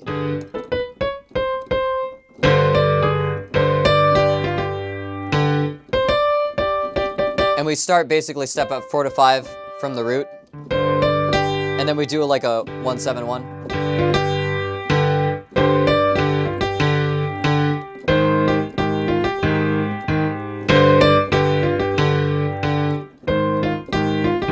It does that kind of thing.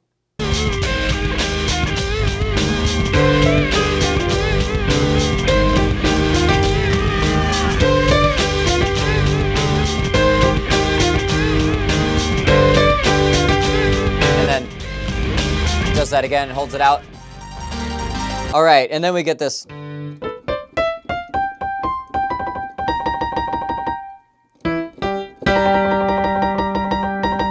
Kind of like piano thing here.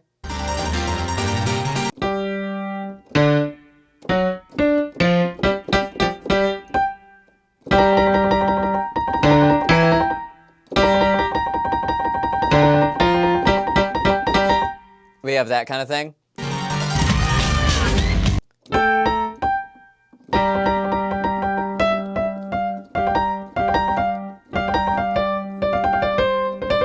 And then it does like a little arpeggiating, like trill thing downward.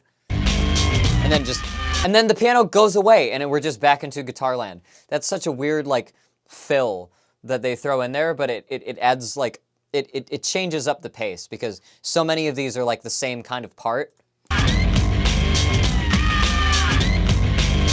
Yeah, and now we have the...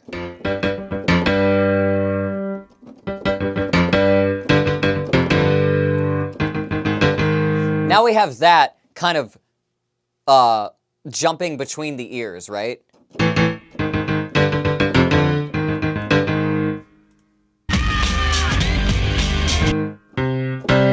And sometimes we go up to 4.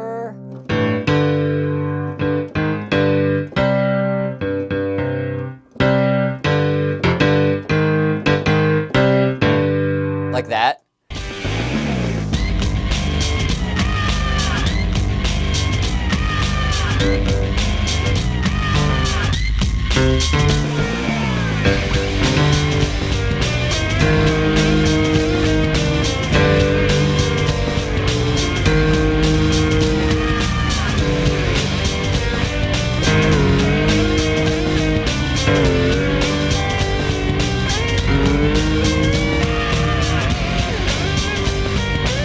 So now, after all of that, we finally get the full guitar line, right?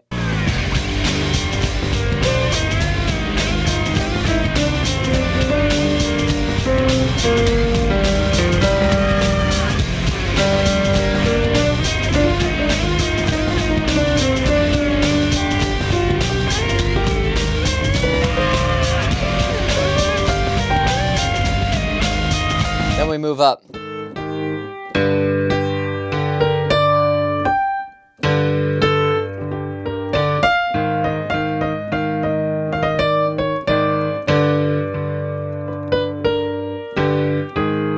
And it does something like that.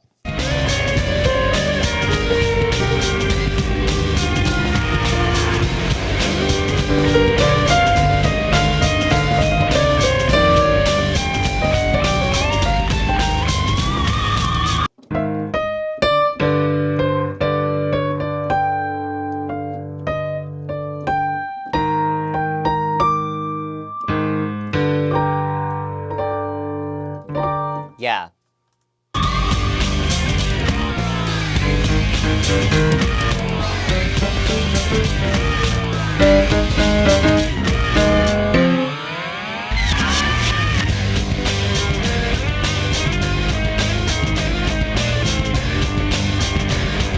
Yeah, and then we have the full thing going with the...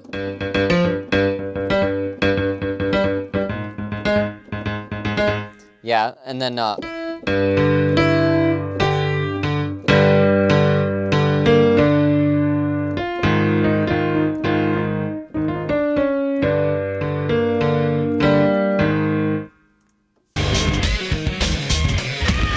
Yeah, and then we have this...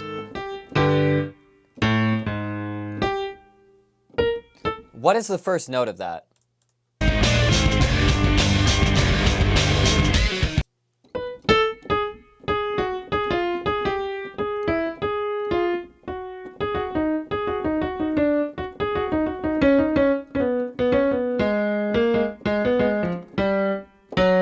Yeah, something like that.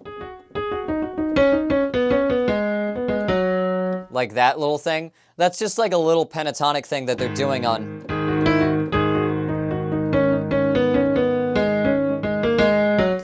that half step up, right?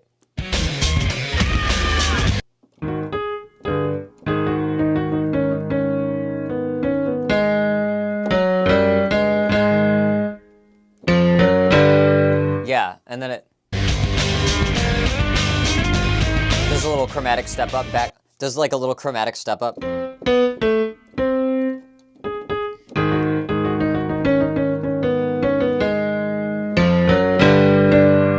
Does a little chromatic step up back into the G, back into the root.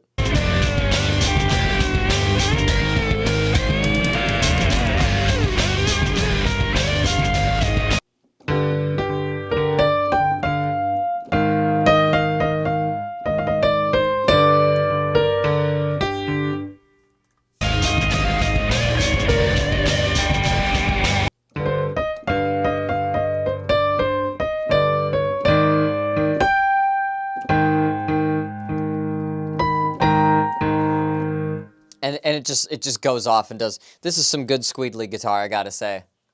And then the bass does the.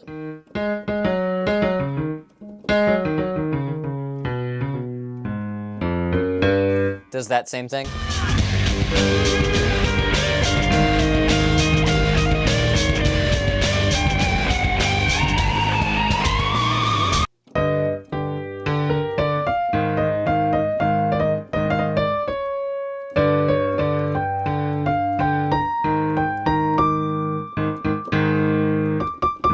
And we end on like a, the 5 of the root, but like a tritone of the thing that's currently playing. So it adds like a little bit more of that like dissonant flavor, but still sounds like a satisfying like rise, you know? We get those dive bombs.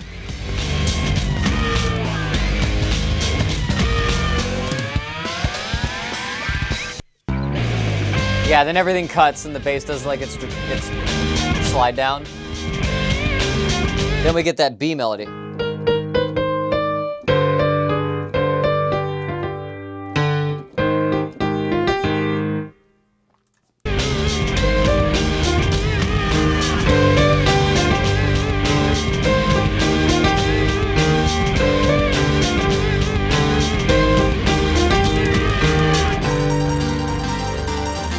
And then that piano thing again.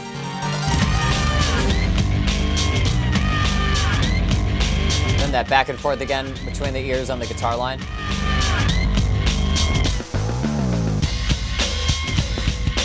Yeah.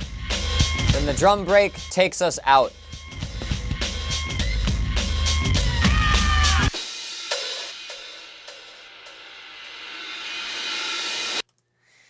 And that's that whole song.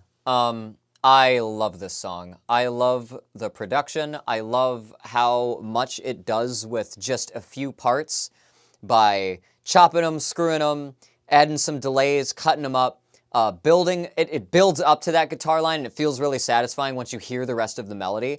The way that it will like build on the guitar riff underneath it while still just keeping the. Now, doing this one back-to-back with the Binding of Isaac one is actually, like, that's actually useful for me, because I can compare these two. Because they have very similar reliances on, like, the half-step thing, right? Whereas the first one just droned out them power chords. This one, when it drones power chords, it makes it interesting, right? It will start with the whammy bar down and bring them up so it glides into them. And it doesn't do that forever. It'll start, you know, like what was that Immigrant Song? Starts doing a pattern like that with the octave skips. So it is constantly changing up the guitar like rhythm to be more interesting from part to part to part. And there's like a definite like A and B melody that is happening with the guitar, because there's the it has that, but it also has, wow. And it has that. And it's not like it just goes between the two. It throws a bunch of these extra fills and stuff in. It does a couple little extra things like that little piano thing and that little... It does that little like pentatonic like rundown. And it very much is trying to keep it moving and interesting. It knows that if it just relied on guitar through the whole thing, it would be boring. And anytime that like it does that, anytime that it has to return to that, it always has something that's more interesting. The screamy like loop up top should be more annoying than it is, but it sounds so cool. It sounds so like badass in context. That yeah, like that kind of shit, it's so like, it's like, it just adds so much. And they don't just loop it. They'll chop it and they'll take it away and bring it back, and like they'll do a couple like things to it just to make it not so egregious and not so repetitive, you know? So I love this one. I'm not going to rate it. I would rate it a 5 because I picked it. But yeah, this is Red Hot Skull from Sonic Adventure. Thanks me for suggesting this one. That is one of my favorite fire songs of all time. One of the only songs from Sonic Adventure I really like besides the main theme. Wait, okay, I take that back, because Mars suggested that they posted something for the Wind one, and I gotta see.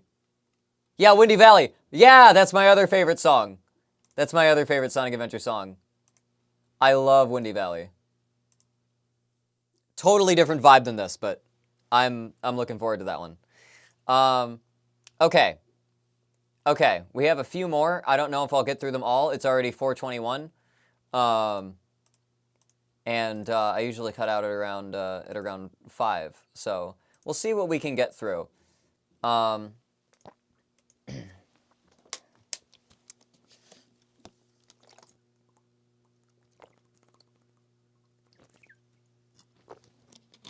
Hydration break. Time to crack open my seltzer.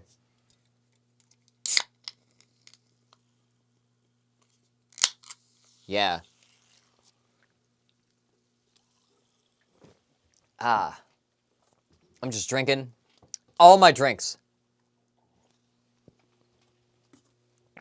Okay. Water good. Yeah, I'm so fucking hydrated right now.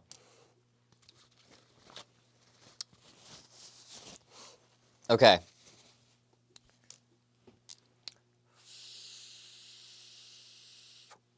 Maple pepper. Okay. All right. All right. All right. All right. All right. So we have Toe Jam and Earl. We have the Vulcan and Lava Pit. And we have Natsuki Chronicles. Those are the last 3. There's an ad. I kind of want to do the Toe Jam and Earl one first because it's a Genesis track. It's a Sega Genesis track. And I love me some Sega Genesis sound chip sounds. So let's do that one. This was suggested by... Let me make sure. Let me make sure I get this right. Let me make sure I'm not just running from my memory here. This was suggested by Elliot, by Bianco Asterisco. This was suggested by Bianco Asterisco in the chat. And this is Toe Jam and Earl in Panic on Funkatron. Funk Down Under. So, like I said, this is a Genesis. This is a Sega Genesis song. So I'm probably gonna like the sound palette of this. Let's check this out once through for vibes, and then again for analysis. Let's go.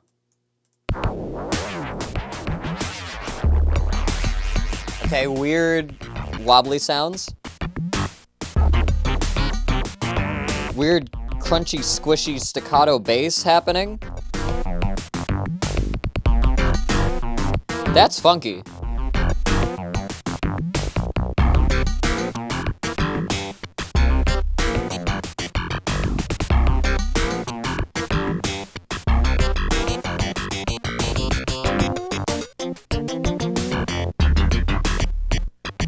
Yeah, this is mostly just letting that bass line go off. It's like some of the bass notes are cutting off so short that you don't actually hear like what they're playing. You just hear the attack.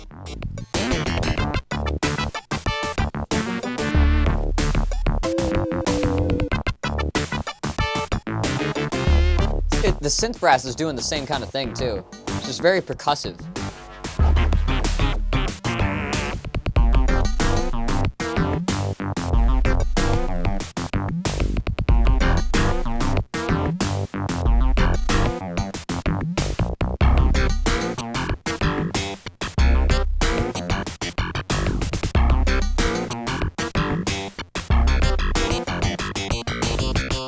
Yeah.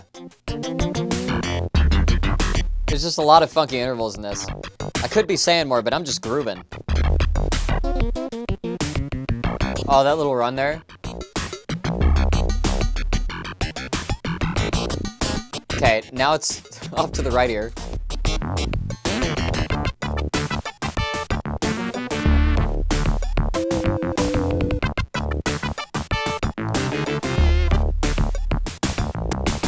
This is very funky. Very fitting for Panic on Funkotron.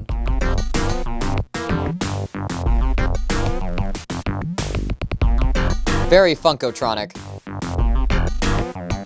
Love those little, like, those little glides up, those little slides up.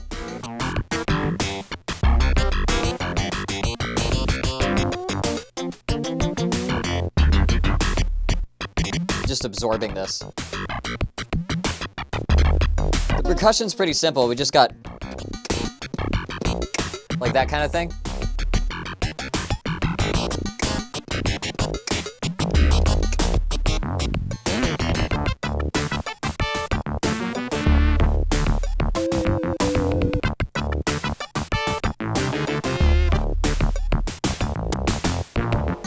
Yeah, the bass is the star of the show. That funky bass. All right, and then it fades. All right, what key are we in?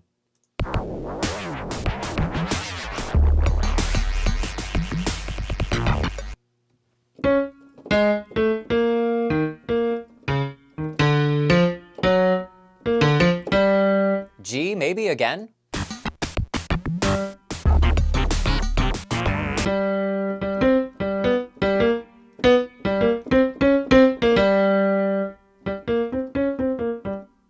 Okay, I'm sorry.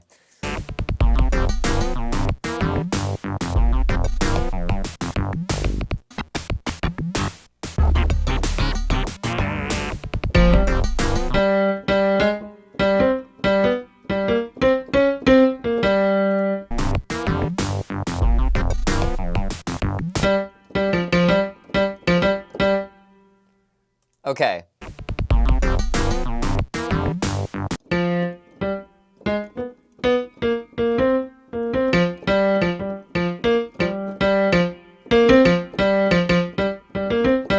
It's doing something like...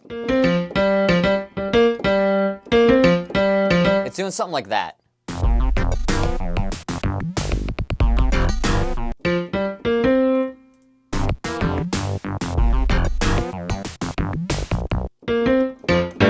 And I hear like an octave double lower than it too.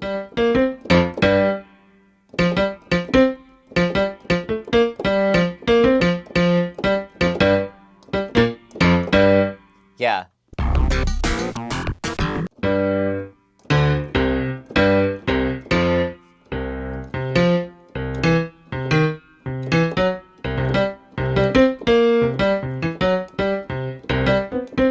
Yeah?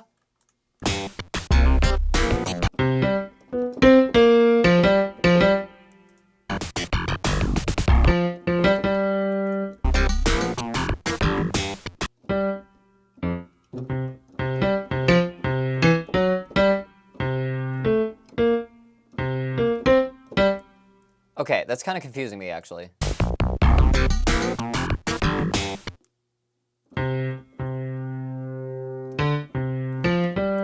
Is it doing just like a fifth there?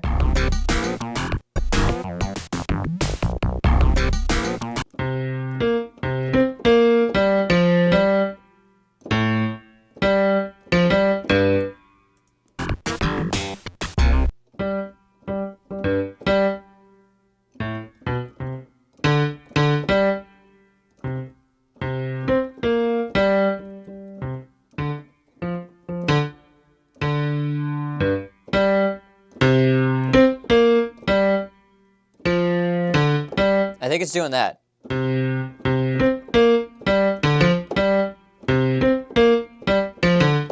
Or something like that.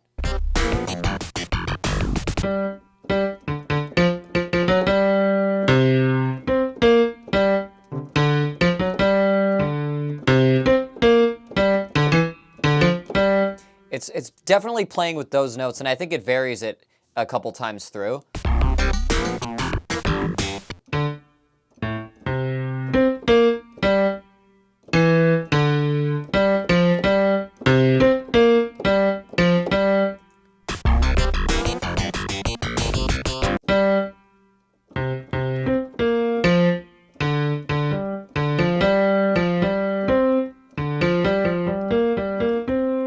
Yeah, it does like a little run up like that.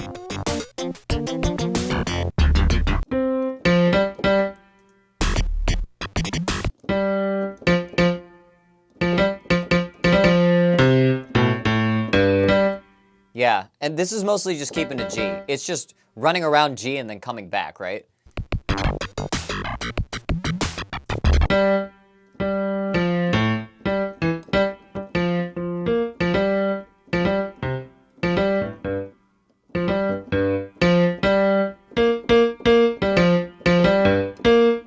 It's very hard to actually hear what notes it's doing when it does it really fast, because it doesn't get through the attack to actually like play the note.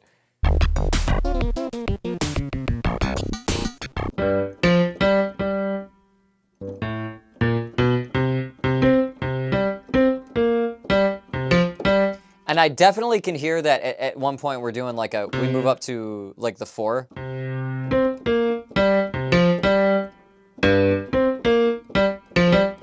Something like that.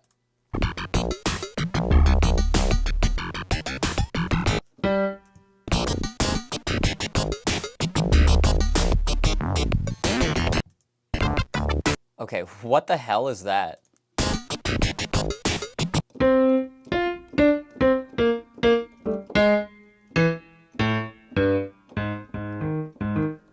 Hang on, let me...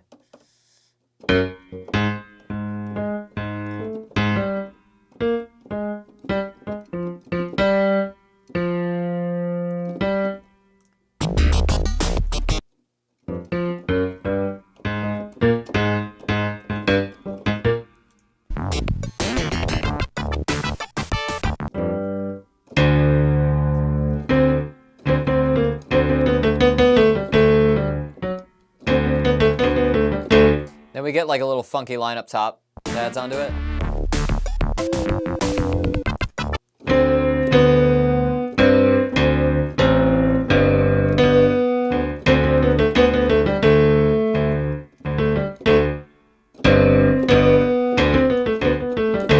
Yeah.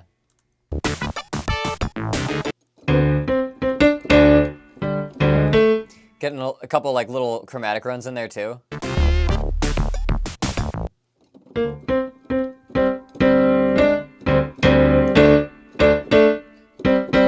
Some stabbed fourths and such.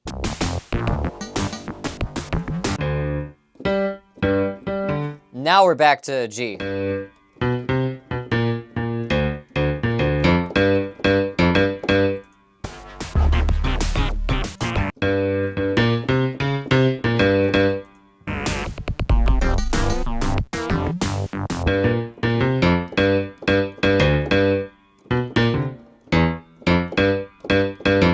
Yeah.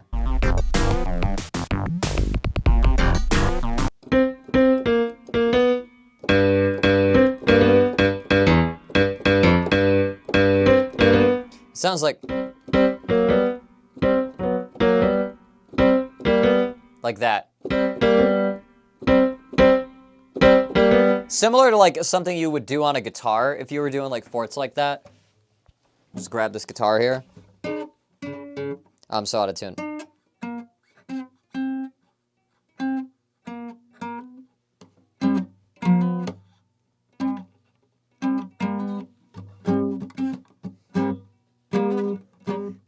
Where you keep the note below it, like a fourth, have it the same.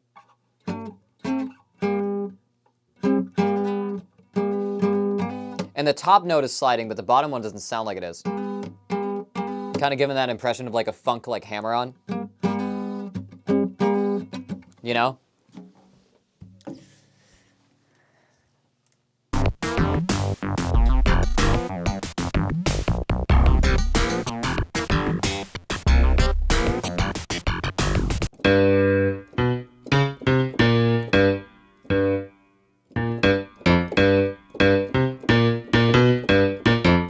I think the bass is also doing something like that.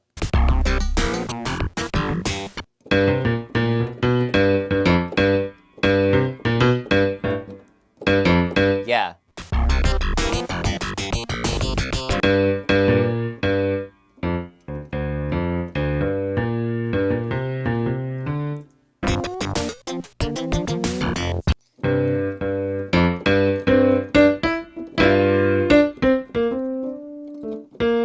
That's a very funky line.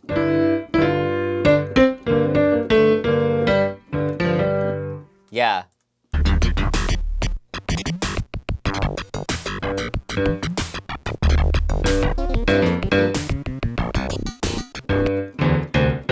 Then we move up to the 4.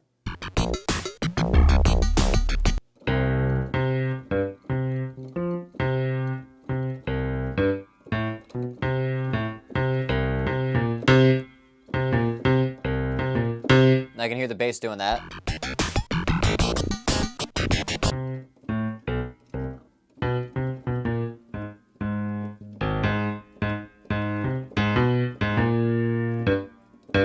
And I hear that, sort of, I think.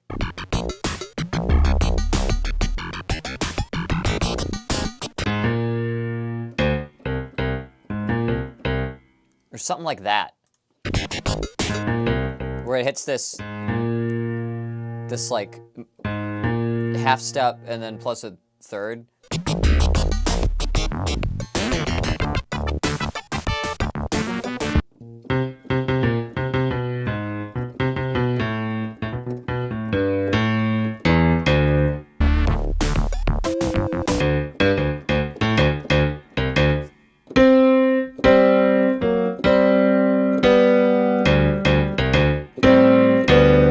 And we get like those little funk stabs there.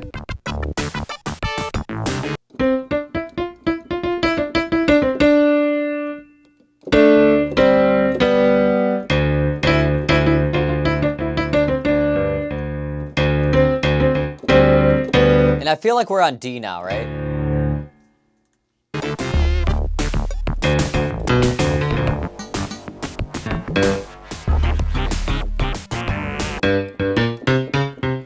Yeah, and then we get that again.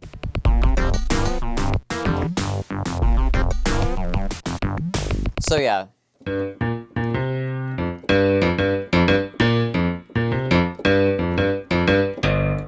Yeah, that's mostly what's happening here, is just the bass line being funky like that.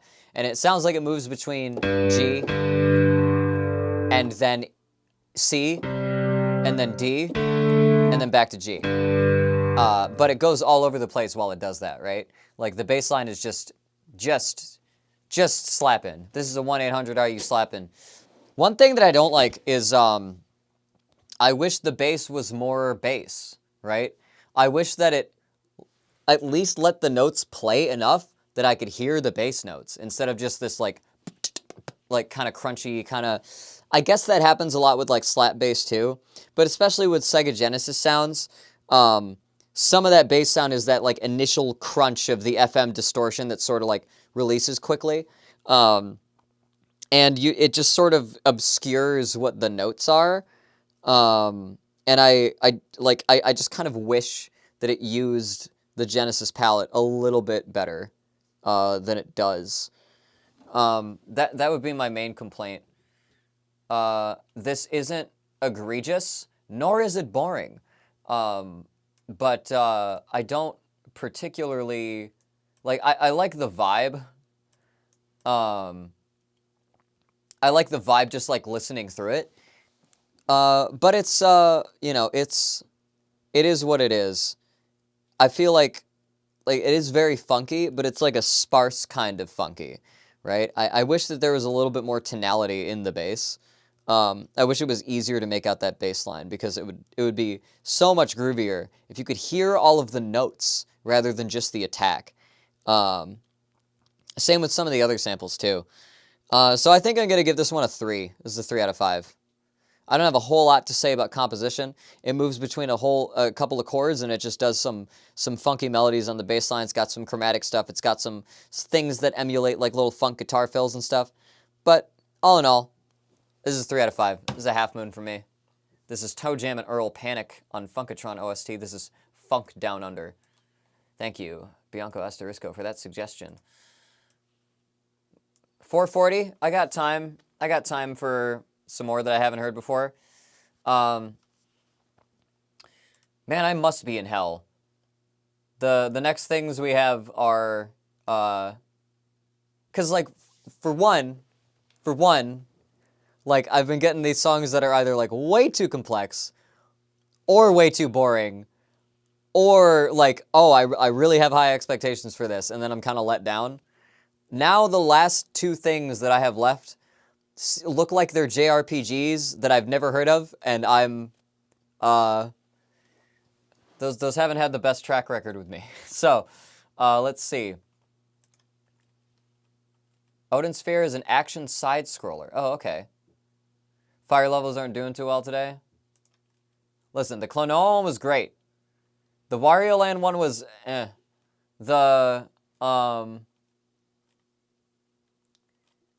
I like the Klonoa one.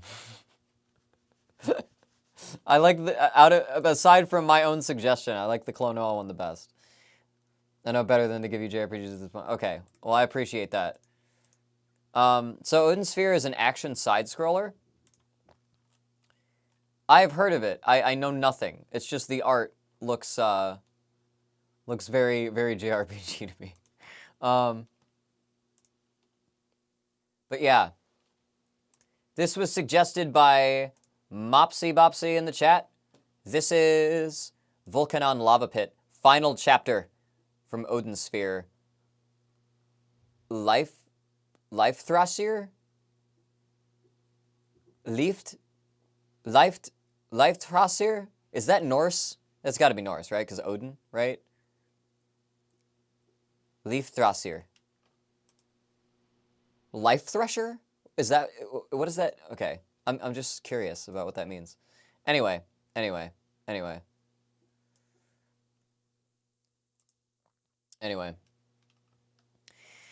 This is Volcanon Lava Pit, final chapter from Odin Sphere, Life Thrasher soundtrack. This was suggested by Mopsy Bopsy in the chat. I've heard of this game once or twice, know nothing about it, so we're going to listen through this once for vibes and then again for analysis. Let's go.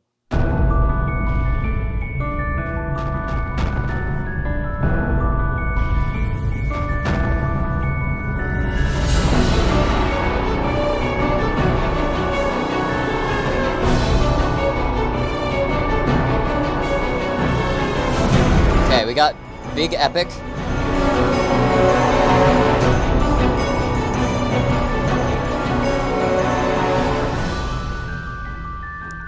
Some glockenspiel.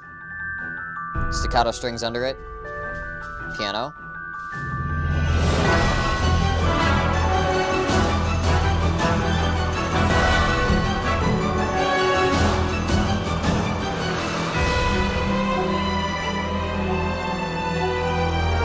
Some foreboding string melodies here.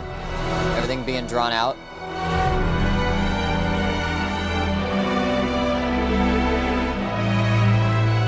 Okay. Very foreboding chord progression. Got some brass slides. Sounds like a descent into something, right? Now everything's chiller. There's a harp. We're 1/6ing? Yeah.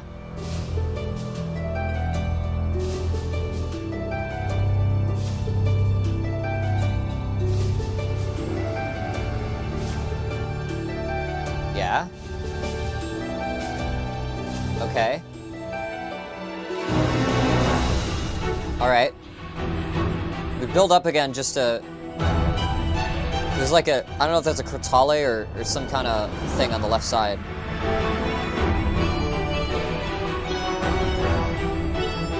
Very fiddly violin melody now.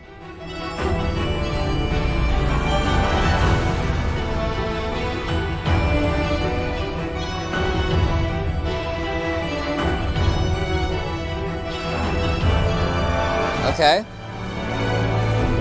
Cool little chord change.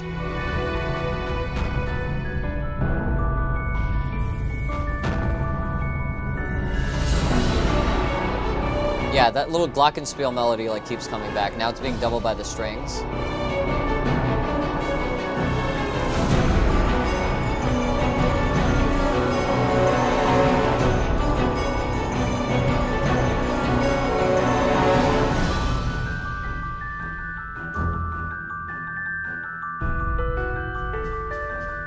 Somber piano entry. Then everything comes back in. So that piano was just like a fill. Big orchestral percussion.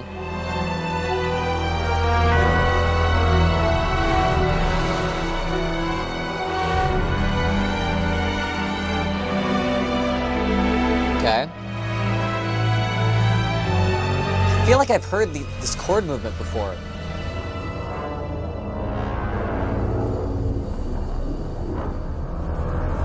Rumbling brass stuff. I think we've looped through. Harp. Yeah, now this is the 1/6 part. I can hear it.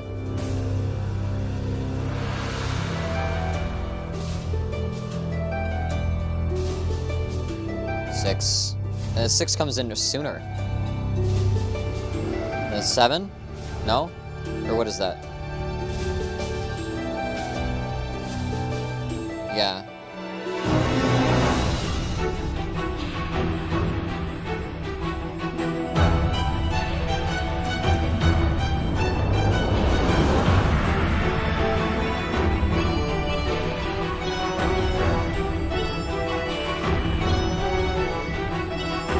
There's almost like a ticking like time sort of thing that's happening, like with the crotale. I think that's what that is on the side.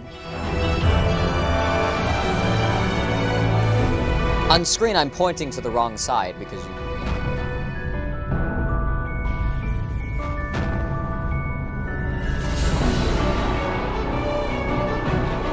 Yeah.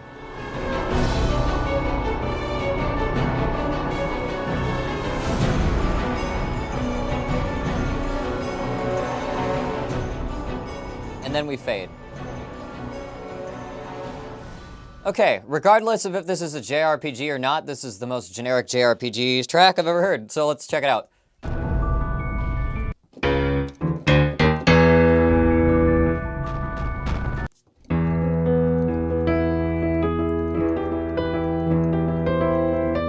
Okay, what is that arpeggio doing?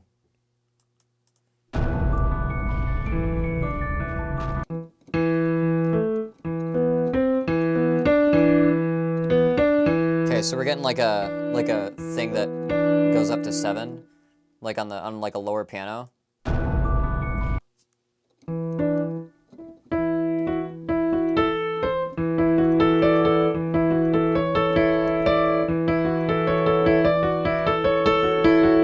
We're doing something like that.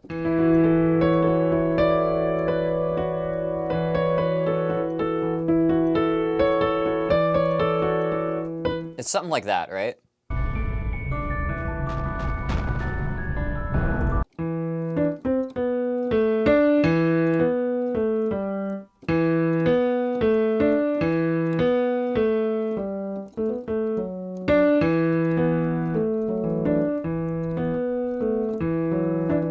The piano's doing something like that under it too.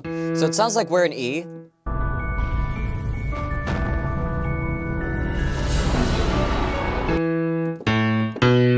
Or not. Or this is starting on 5. Or starting on 4. And then we go down to B. What the fuck? Hey!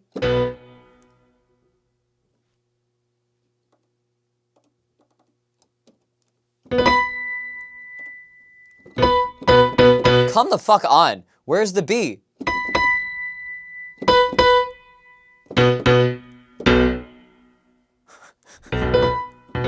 Oh, okay, it's gone now.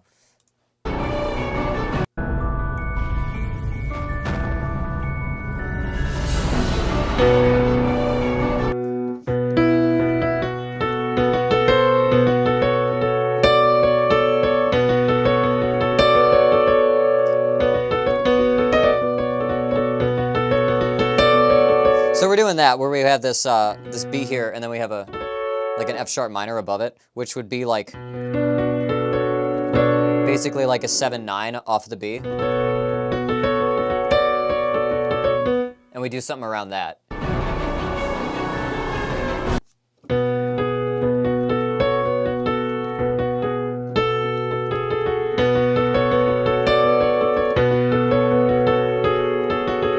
Like that, like so.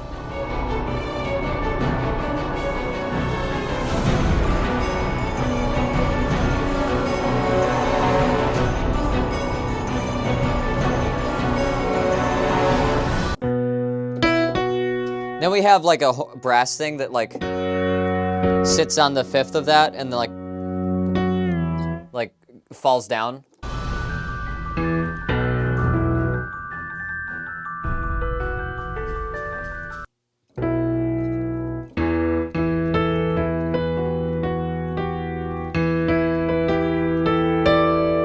We do that kind of thing once we're back on E. That glockenspiel like upper arpeggio comes back.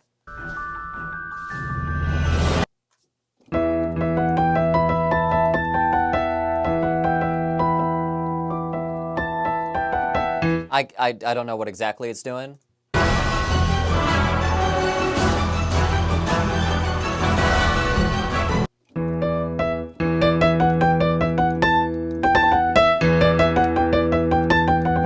Then we have like that kind of thing on the staccato strings. We move up to F sharp and then back to E, I think.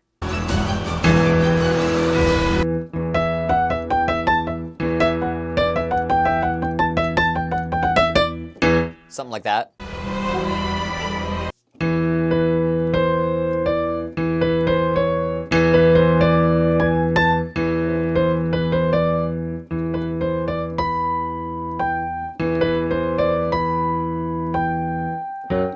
Okay, does the root change there?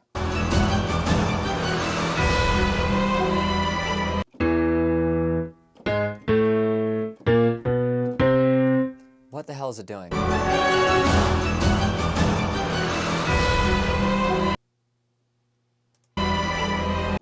I still hear the E in the bass.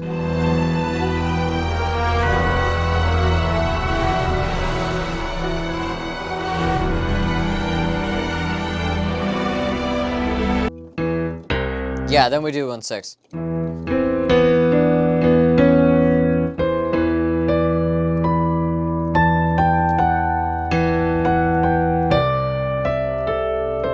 It's gonna do something like that.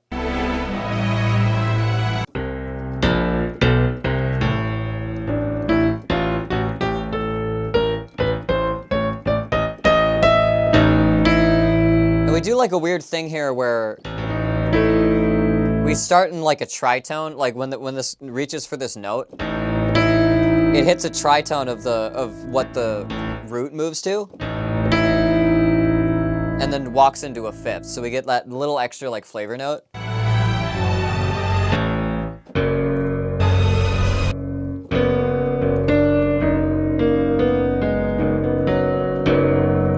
Yeah, and then we go down to an F sharp.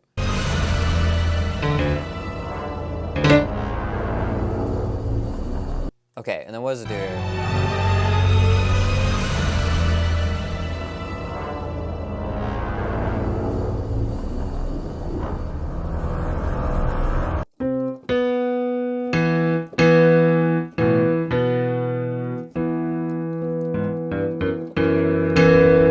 I hear like a weird like collision of those kind of intervals, like just kind of rising. Okay, so now we're back in E.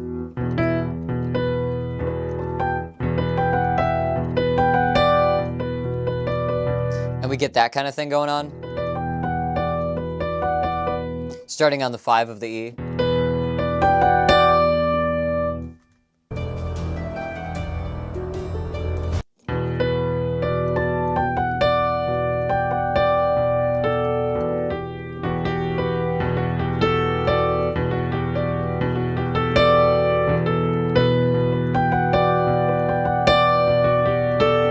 We have that kind of melody happening, very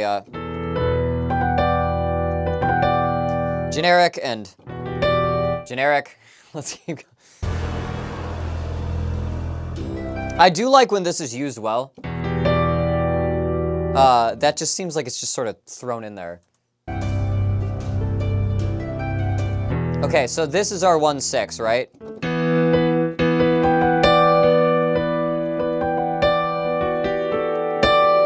And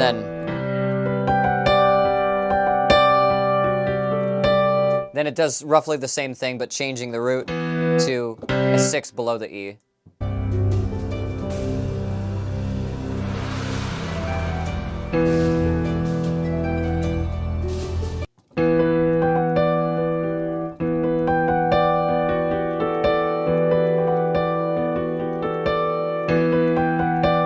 So it does a thing where, like, it starts on this 5 here, and it walks from this G here to a half step down to D, and then goes up and steps back up that half step an octave lower.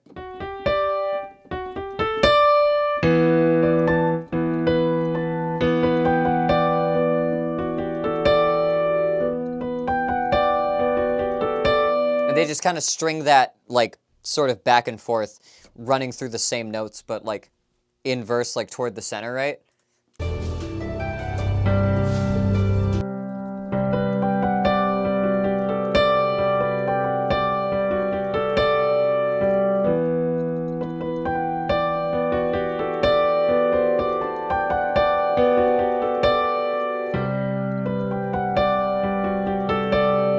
And we do that a lot. And then we move up to 7.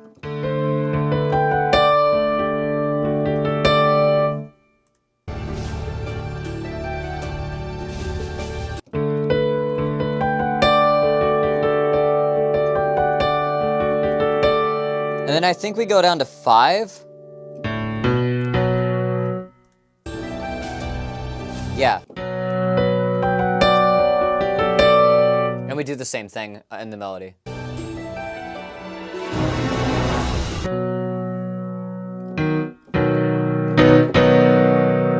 And then we do this little thing that half step below the E right there.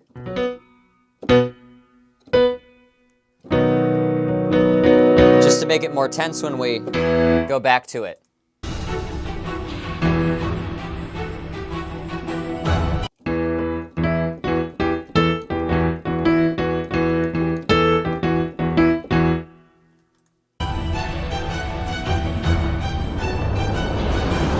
God, I wish this was, like, fiery, you know? Like, there's not a whole lot that's fiery about this track.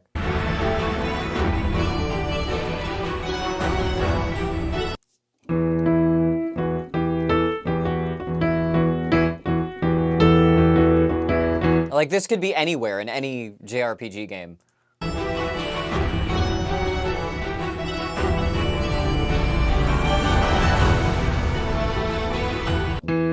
Okay, we're still in E.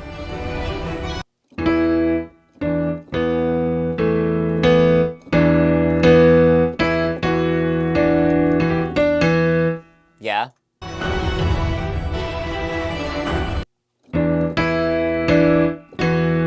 I also wish it, like, sounded like it was evoking, like, Norse anything.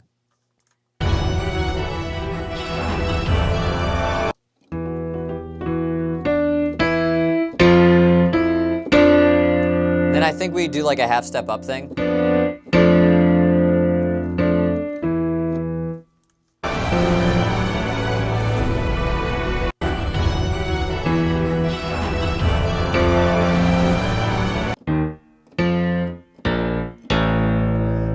then we jump down to the 4?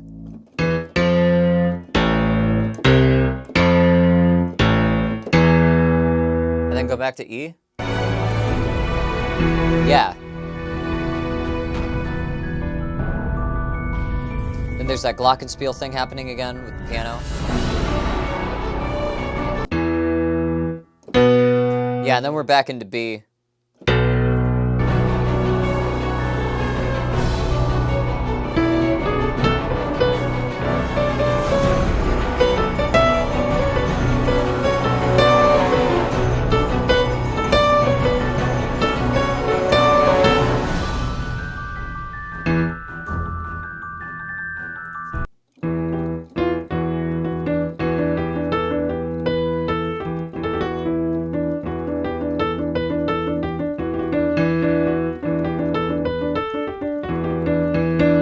Yeah, I think this is pretty much, I think we've looped already, right? Like we've gotten through the whole thing?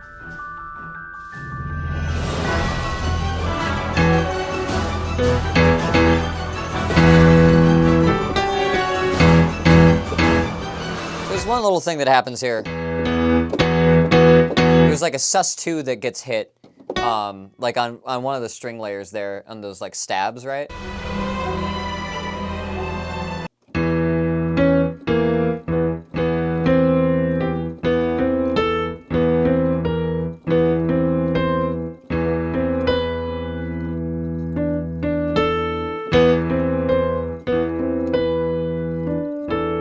Yeah.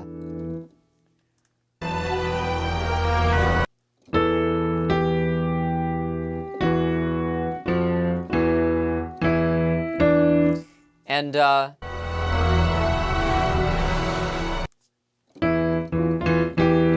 it sounds like there's a little brass thing doing like a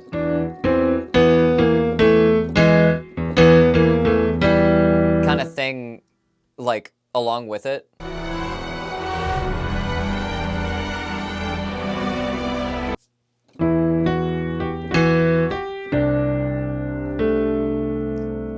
That's a pretty cool chord. I will give it that. Moving to the 6 and doing that, right? Then we move down to the 4.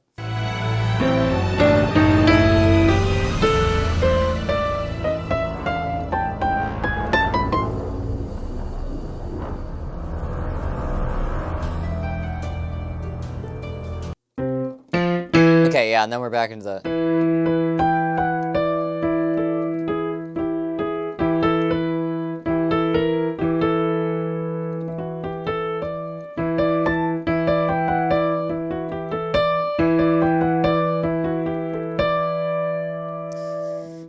I do kind of like that, but I've heard the same thing in other contexts where it sounds cooler. But yeah, I think that's pretty much all of the stuff that happens in this. I'm immensely disappointed. There's no fire to this. There's no Norse to this. There's no... This is just... I don't know. Like, you could take any, like... action, like fight scene from any other JRPG, take the music out, and replace it with this, and it would fit. Like, it's... I don't know. I'm just so... God. I don't expect the fire theme to be this difficult. It's not like a challenge, right? It's just, you know, these are what are there, right? But this, and this is not difficult. This is like, it's so simple. We have E, we have B, and it'll do that. Then occasionally we have F sharp. But other than that, like, we're mostly just keeping on E. And it's, yeah, I don't know. This is just mediocre. Difficult to, like, find a good one. Oh, yeah. I win, okay? I had the coolest one. But that's my bias. Yeah. This is just, like, as a song, okay, as a fire theme, I don't really get it. It sounds like, you know, someone probably made a bunch of tracks and then they just kind of picked one for the area. That's sort of the vibe I get from this. As a song, also just not super interesting to me. I don't know. It's got a lot of like cool, interesting elements on their own. It has a few cool, interesting elements on their own. They don't come together into something. There's not really a whole lot of moments in the song that like hit me. Like, oh, okay, I like that. There was like that one thing where it goes to where it goes to like a half step, but it's so fleeting and it like they don't do much with it. It doesn't modulate, it doesn't go anywhere. But yeah. I did read that for this one, which is a PS4 remake, it was redone by rookies because the original sound team didn't work there anymore. Huh, interesting. I wonder what the original would have been.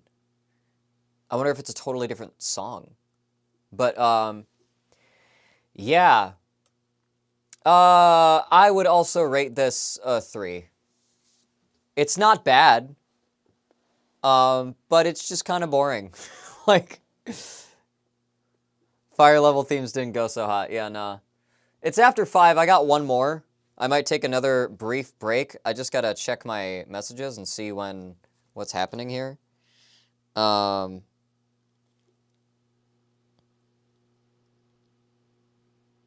Okay, cool. Okay, cool.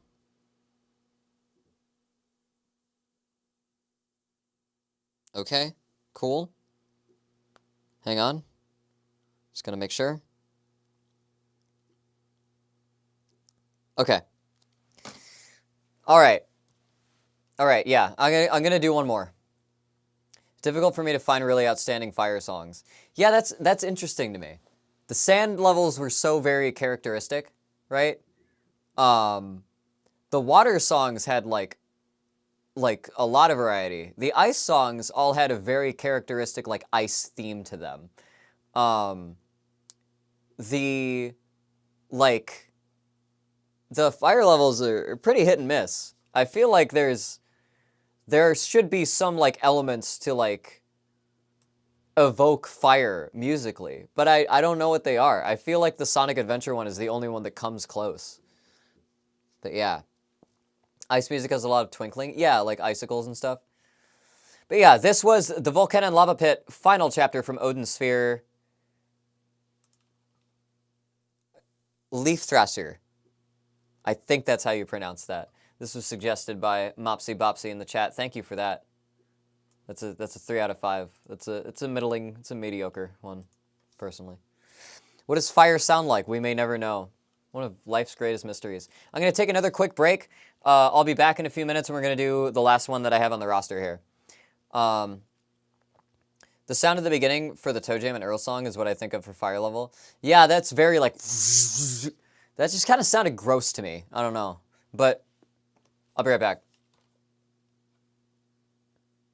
What do we got? What do we got? Red Flag Valentine. What is this?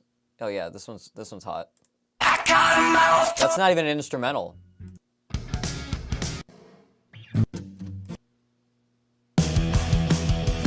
No. No. Sure. Okay.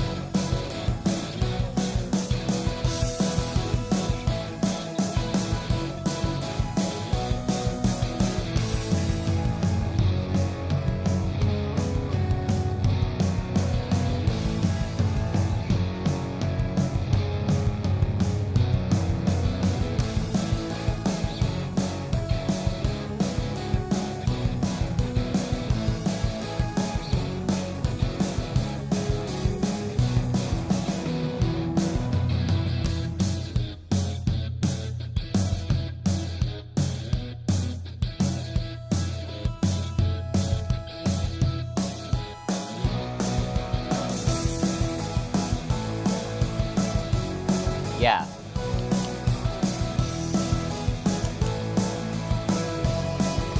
Man, I don't use chiptune sounds in my songs anymore. Why don't I do that? Next album.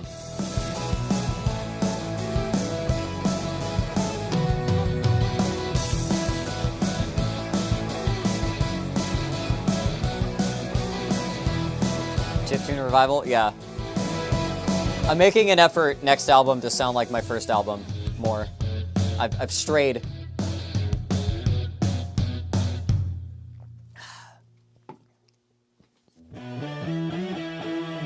Yeah. All right. Okay, we got one more. A love letter.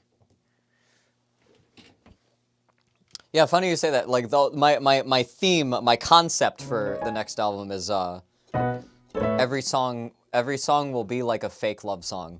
Kind of like, it's essentially like, you know how I take like one song from like the last album and then kind of like just expand on it? Like for the next one, I do that kind of consistently. The next one's sort of like Addictive Personality, the album. But yeah.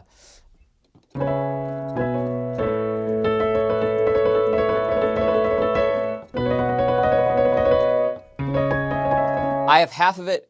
Do you have a title yet? I do. It's going to be called Another. Sort of following in the footsteps of like Here. What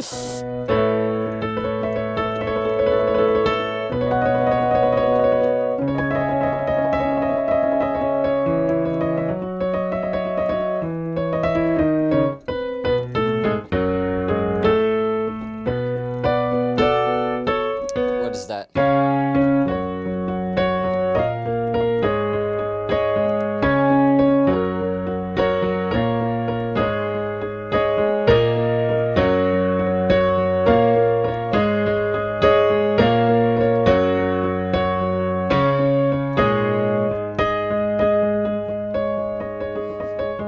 Daylight back in my time, shoot up. I had plans, but then you came up.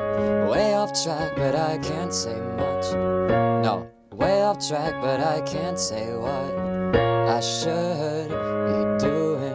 Serotonin and dopamine on a come up. The pain to gain, I guess I'm gonna waste away another summer with you. Okay.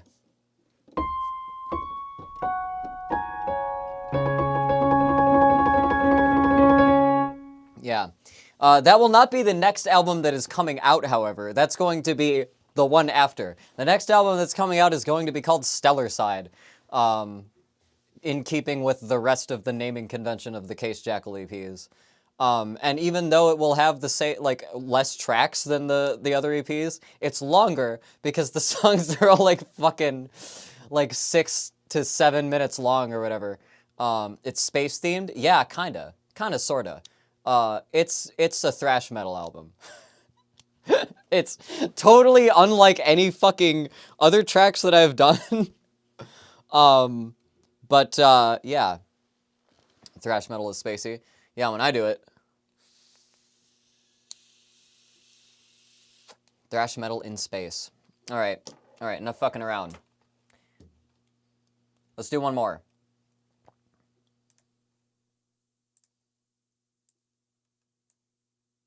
All right, this is another one I haven't heard of. I'm gonna have to wait through the ad.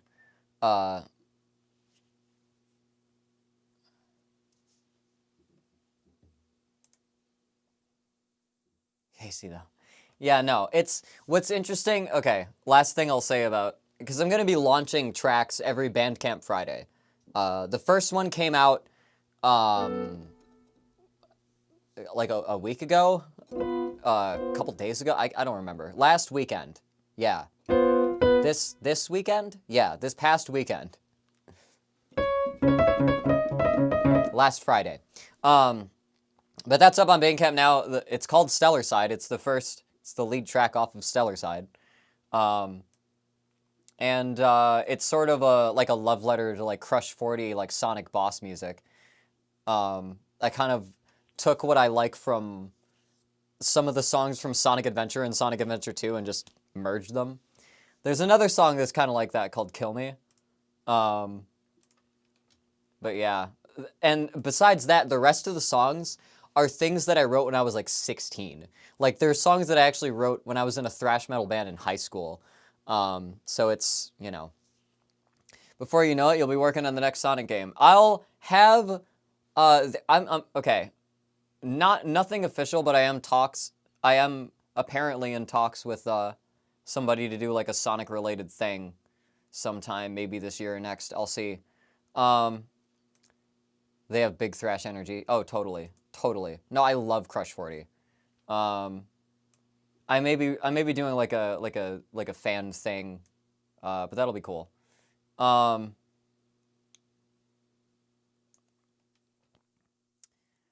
Somewhat related to the last stream, I played the Donkey Kong Country like tribute thing, Return to Crocodile Isle, which is insane. You should definitely check it out. I'm not gonna stream it again, but you should totally. It's on my Twitter. It's linked. You should check that out. Fan things lead to canon things. Remember the ARMS comic? What was canon? What became canon from the ARMS comic? Which album? Which album? No, what are we talking about? So I was in a fan animation, a 10-minute like fan animation thing for the Donkey Kong Country like cartoon series from the 90s that they actually got like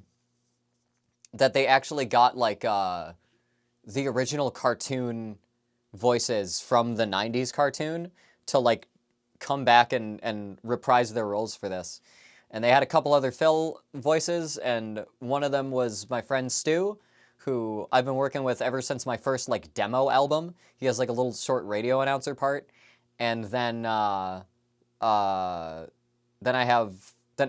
it. And seeing my name in the credits among like, you know, the original VAs for that's a pretty cool little thing. I like that. Anyway, enough beating around the bush. Enough talking about me. Let's get into yeah. Let's get into this last track. It's 5 minutes long. I hope it loops. God damn, I hope it loops. But this is, let's see. Double check. Double check. All right, this was suggested by Eros in the chat. And usually when new people suggest something, I try to make sure I cover it. So let's do it. Did you get to meet the VAs? Oh, no. I recorded in the booth with the guys that were the guys that like helped, the guys that put it together, basically. Martin and Stu, they work magic. I don't know how they were able to do all that. They got a lot of different people together, and it was like a massively. I can't say enough how like crazy impressive that collaboration was. And then seeing people that like I've looked up to, or you know that I've known about, like also either be part of it or in the comments saying this is fucking awesome, and like knowing that like I'm in it and like in the credits, and I have fucking speaking lines. I have jokes. God, I'm sing and harmonize with the fucking like original voice of King K. Rool. Wild. Okay, I'm done. I'm done for real. I'm done for real. Okay. Oh, Tyson. Yeah, Tyson has ended up working. That's right. I forgot about that. The anime. Okay. Yeah. Yeah. Okay. Okay. Okay. Okay. Take a deep breath. Sipping my seltzer. And the green tea. And then I'm going to redo the intro. All right, so this was suggested by Eros in the chat. This is Mighty Mama Red from the Natsuki Chronicles. Or Natsuki Chronicles. I don't know. Never heard of this game. Never heard this song. Looks like some mech-related thing, or like a cool space-related thing. Let's listen through this once for vibes, and then again for analysis. Let's go. Oh. See, this is fiery. So we got like an FM bass.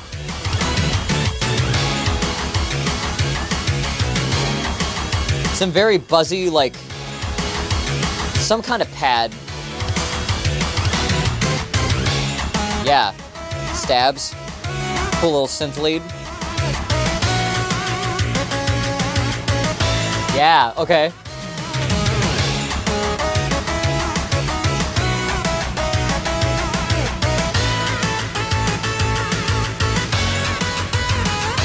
Yeah, okay.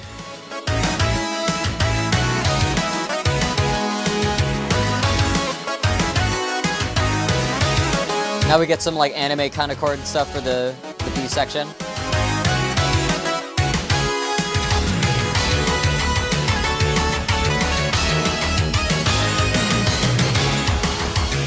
It almost has the effect of an electric guitar. It's like that crunchy, you know? It's very arcadey, yeah. Oh.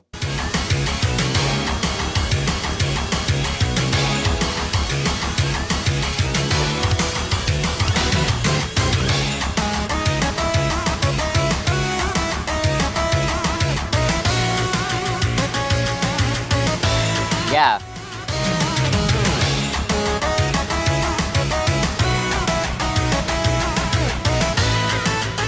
It like almost does like a 176, like a 1/6 toggle thing, but it moves around those intervals more. Yeah. Ooh, there's like a little extra spicy chord there.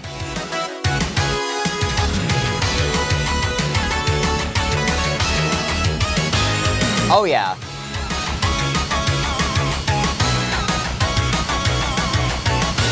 Yeah. It did the same thing that the Klonoa song did, where it did the step down to the major interval. And then it skips over it the second time. Okay, cool.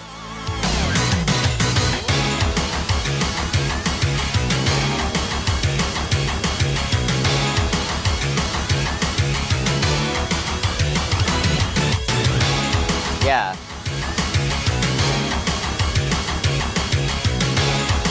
Percussion's really like... Yeah, it's got some of that like metal drumming, like double kick kind of stuff.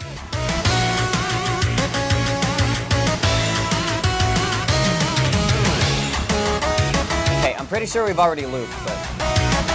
Yeah, now there's like a very soft harmony in the melody.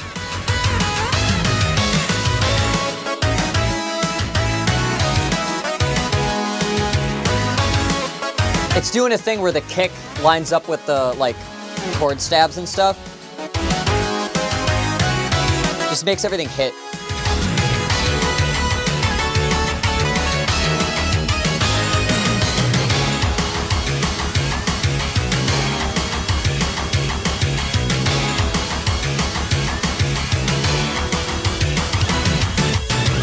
Yeah.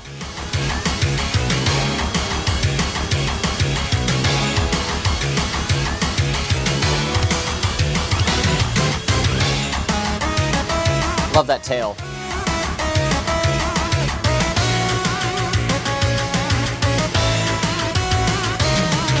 Yeah. And skip over that. Okay, yeah. I like that this is, it's predictable, sort of, to me. But that's only because I've heard so many like songs with similar kind of chord progressions.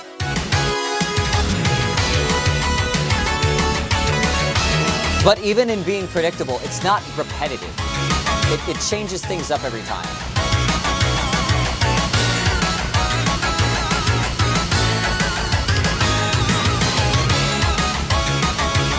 It's got that very like dire action kind of like descending line. Okay, yeah.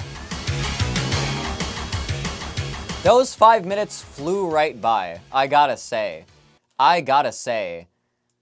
No, this is very engaging track. What key are we in?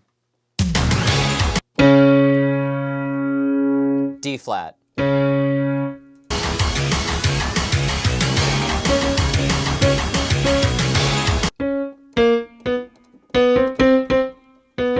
It has this like chromatic walk up.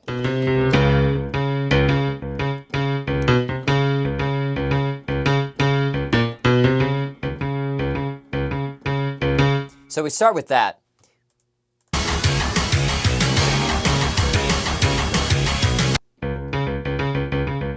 It's doing that.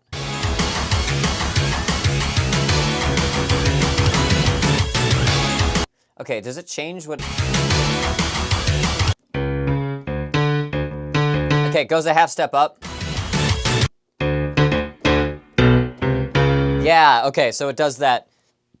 We've heard this before, where some has a root, it'll go up to the half step, and then down to the minor 7, and then back to 1.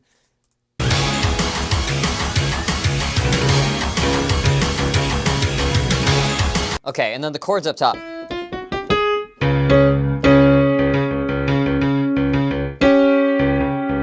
It hits like a...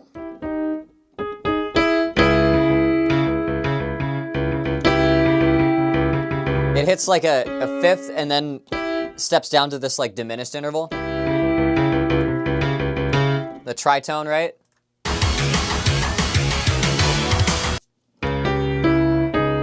Okay, let me hear that whole cycle.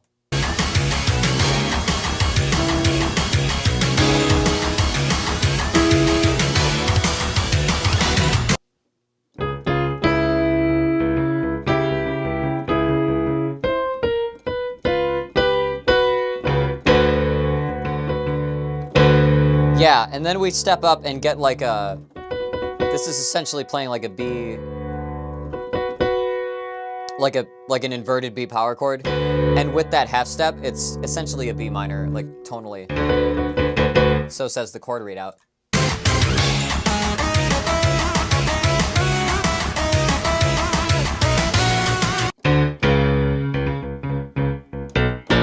Yeah, then we jump to like a major 6.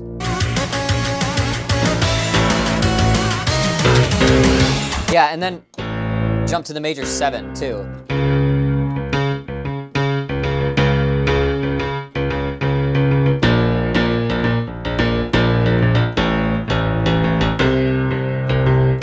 I love that.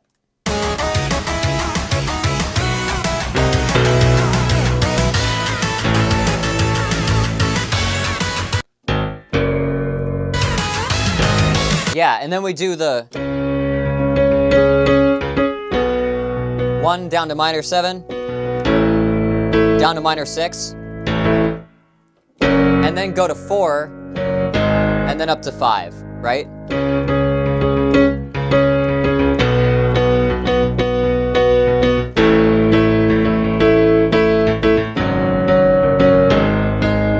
So we've done like 2 different kind of like 1/6 variations, right? Where we start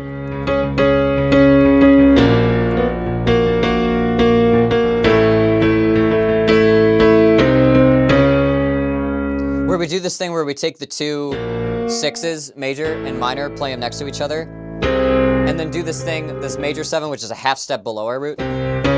So we have that little fiery interval there.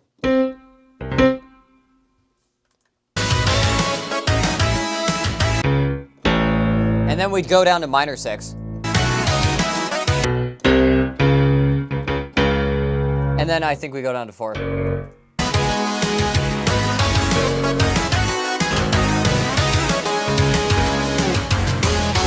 Oh, what does it do there?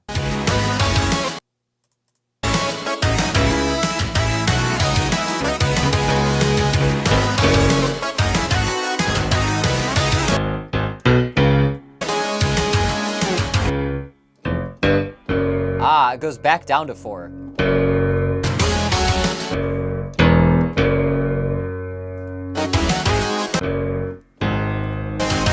So then we go to 4 and then 5. Then to 1, I think. And then a half step up.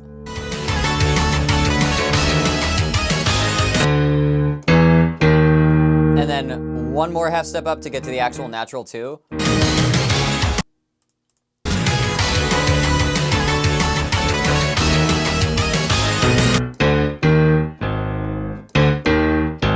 Or the consonant 2, rather. I don't know. The in scale 2.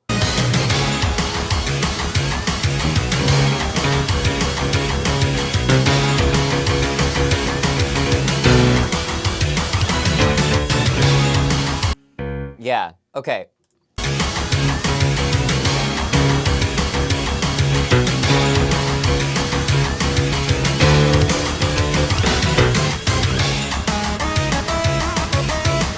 Yeah.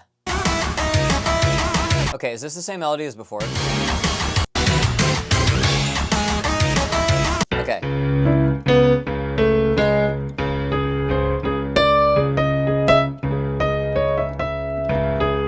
So we start on the 5 of the root,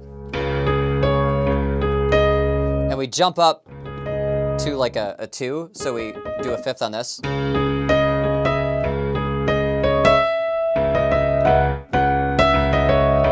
Yeah.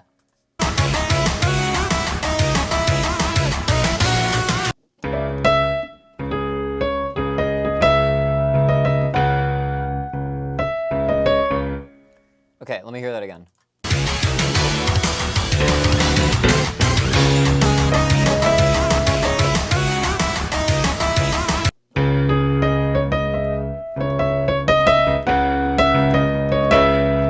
Yeah, so we're mostly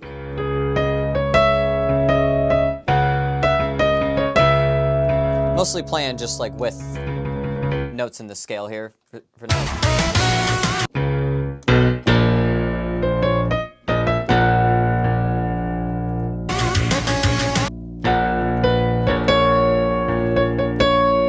And we're reinforcing the 1 there.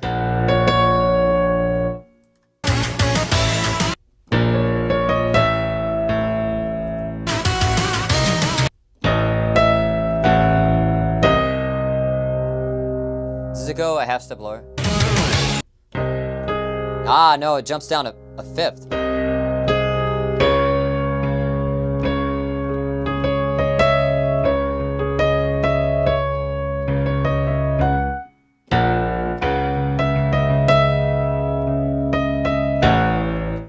Okay, what is that whole melody again? I wanna hear it.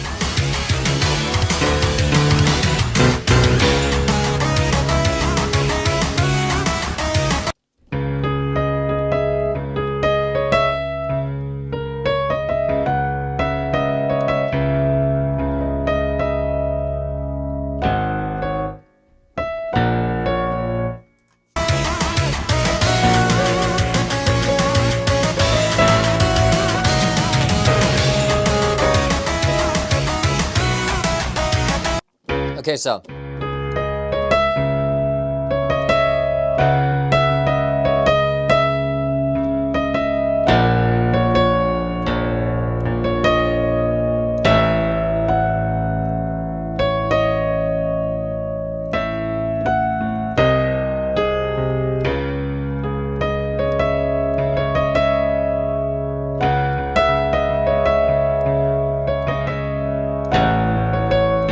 No. And when it hits these intervals here, that's like, yeah, it says B flat, no 3, flat 3, 5. What the fuck? That's more like a F sharp to me. With the like 3rd in the bass.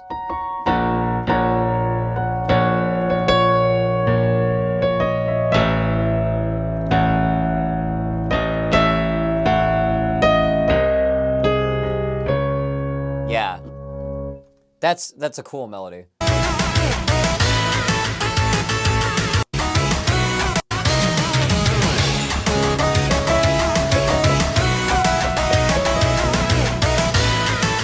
Yeah, and then the chords change.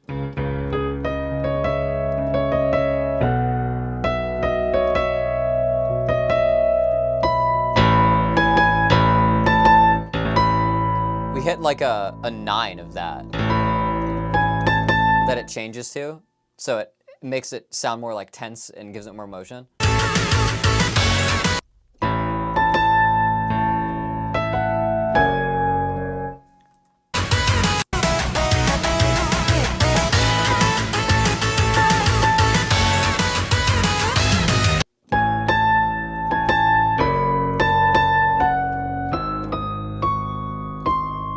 And it does something like that, where it just keeps rising with the melody.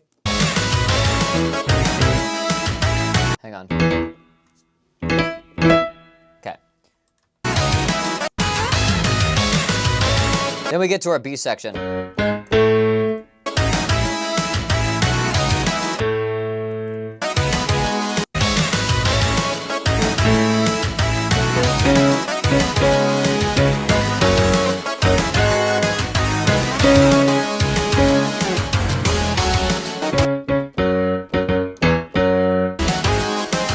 Refresh myself on the chords here.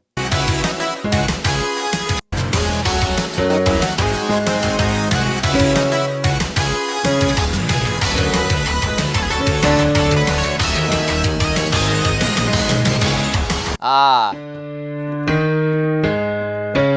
That's like a 2-5-1 that it does there. From here, when it steps up to the half step, then it goes to a 5 of our root. And then goes back. That's clever.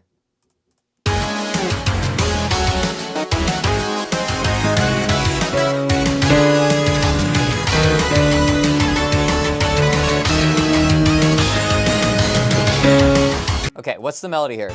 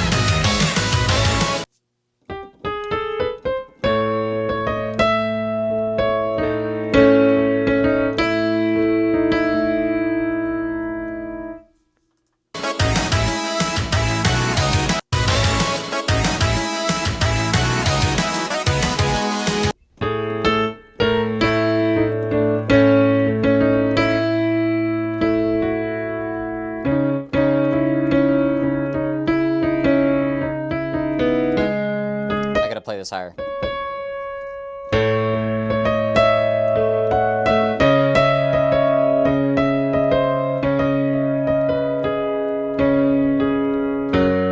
Yeah?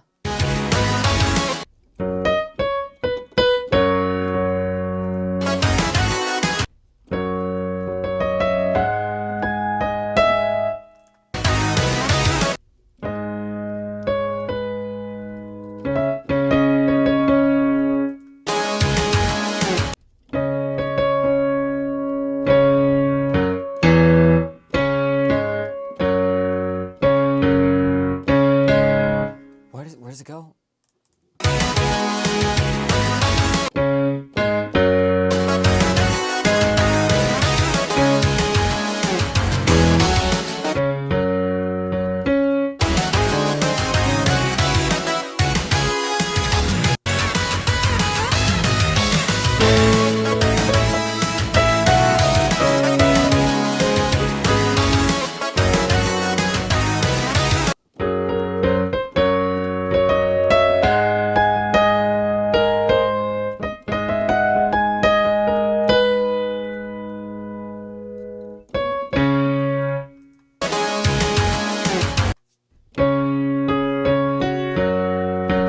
And the melody kind of like jumps ahead of the chords because it falls down here before the bass actually moves down there.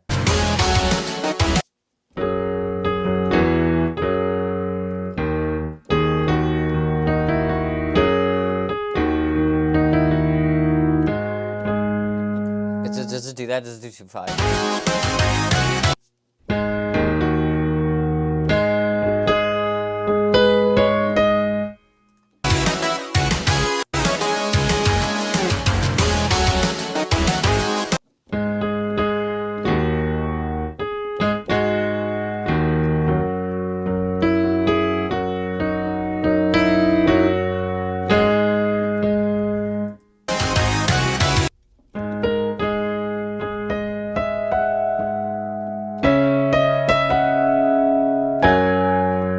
it does that.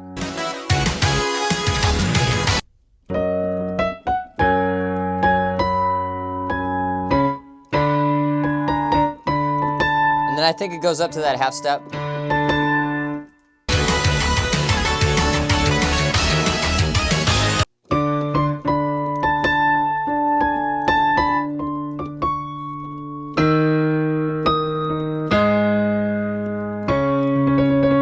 Yeah, okay, that melody is pretty all over the place. Especially keeping up with the melody and the chord changes is actually kind of difficult.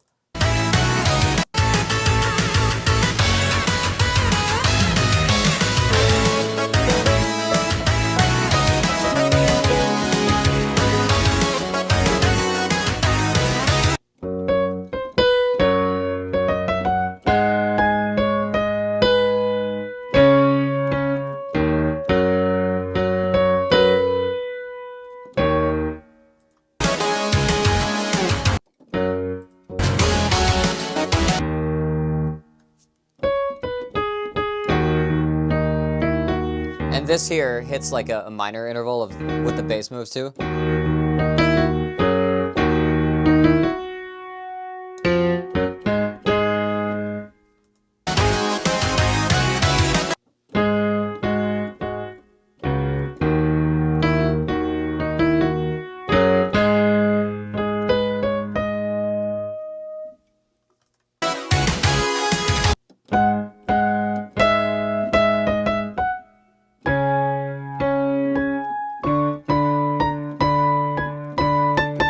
Then I think we do that. Yeah. So this here is the minor interval of, well, technically this is a sixth of the root note here. And then we like go to a 5. And then we climb all the way up to, oh, like flat 9. And we do something like that. And end on the 5 of our root chord, while also hitting the 5 of that chord on the melody.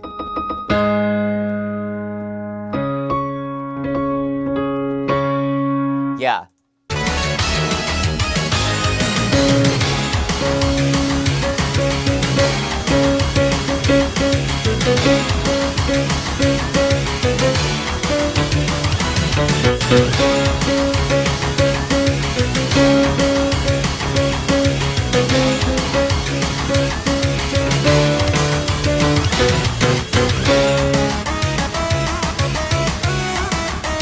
Yeah, then we're back into this melody.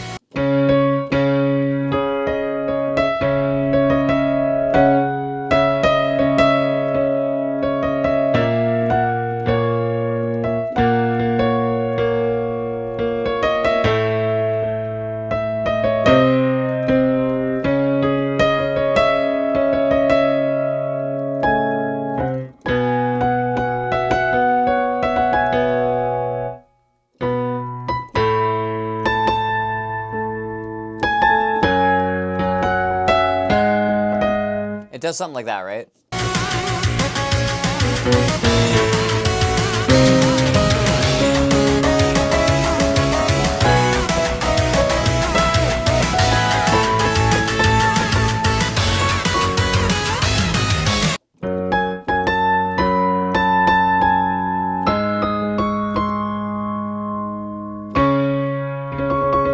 Yeah.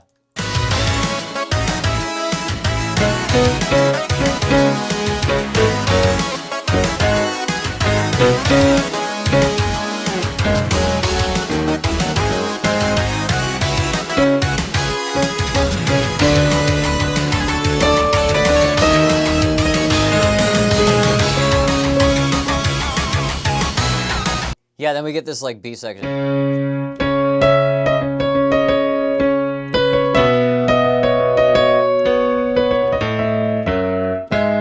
What does it do? Yeah, then we actually start doing that.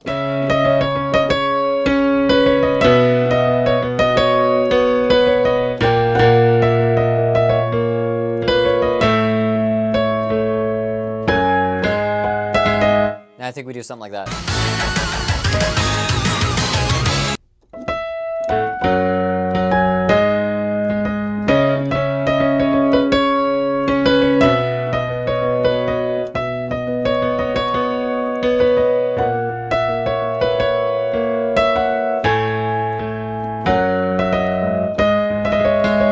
Something like that, right?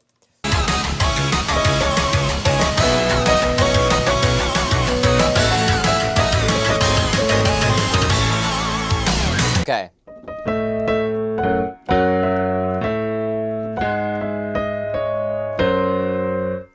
What does it do there?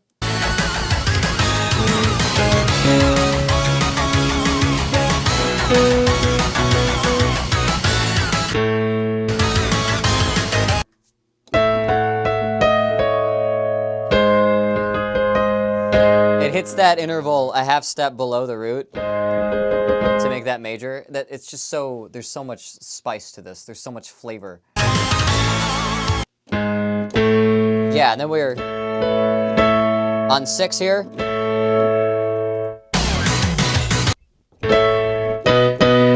Then stab into 7 and go back to the root.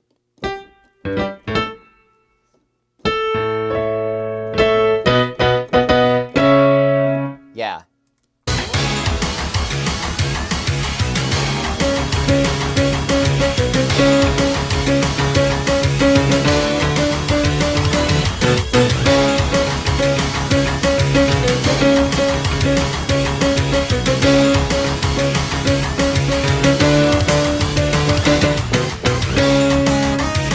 God, yeah, and then everything past this is mostly like looping.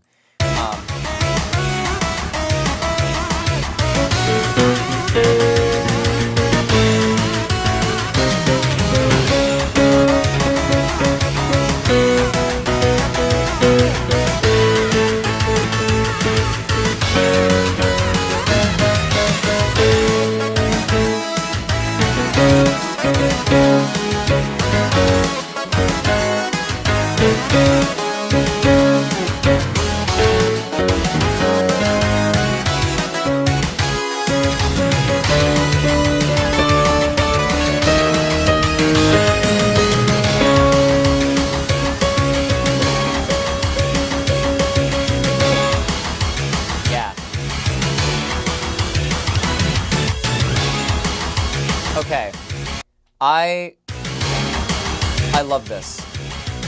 This is one of my favorite things submitted today. I don't want to stop playing it, but I have to talk so I can do the outro. It's almost 6. Jesus, how? Everybody's hitting me up.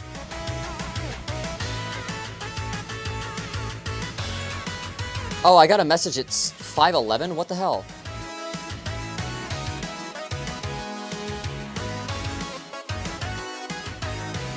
I never got that. I never got the notification for that. Damn, I didn't realize food was ready like a half an hour ago. Or that it was almost 6. God. Okay, so I'm gonna have to wrap this up. But I love this song. I could keep just playing the bass line forever. Have you ever thought about doing like an album of piano covers of video game tracks? I mean, it'd be sort of redundant because that's what I do 3 times a week, 7 times a day on those streams. But yeah, okay. This track, okay. Fire Theme Day was kind of disappointing to me, but this track is probably the best one that was submitted. It's really like it's really high energy. It has a lot of like really like spicy kind of intervals. A lot of cool ways that it resolves like and moves between things. Like it's so high energy. The melodies are like they're simple enough to like fall into the key, but complex enough that it's actually hard to keep up with them while playing the bass. The bass changes enough. I don't think the bass Like, there's a cycle, definitely, and it does cycle through things. But I don't think from section to section, I don't think the bass does the same thing twice, like, per section, right? Like, because the first time it does this.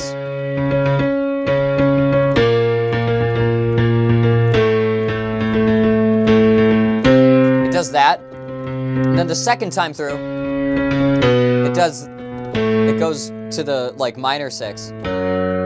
Or, like, the minor 7, minor 6.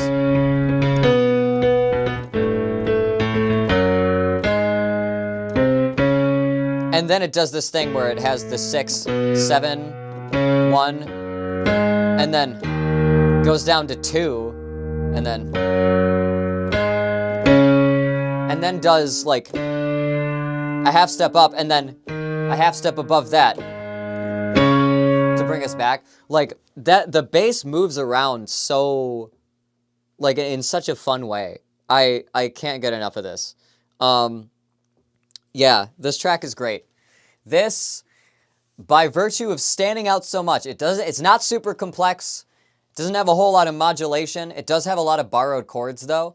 And for a fiery theme, for a theme for a fiery thing, like, fits right in. This is, like, a force. This song is, like, great. I'm gonna give this a 5 out of 5. First 5 out of 5 for the day, right? And last, I'm done with this for today. I'm done with this for this week. And I'm going to be back on Monday to do wind themes.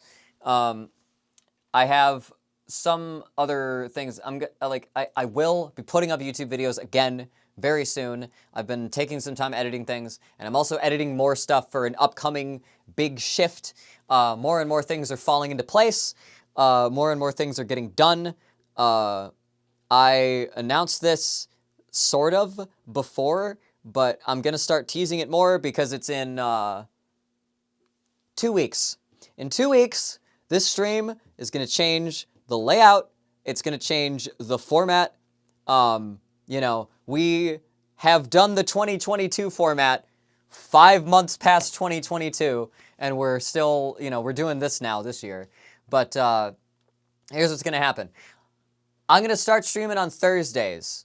On the 25th, that's going to be my first Thursday stream. And my Twitch streams are going to move to Tuesday, Wednesday, and Thursday. I will still stream Monday on that week. And I will try to do more of the VGM stuff just on Monday because I have other things planned.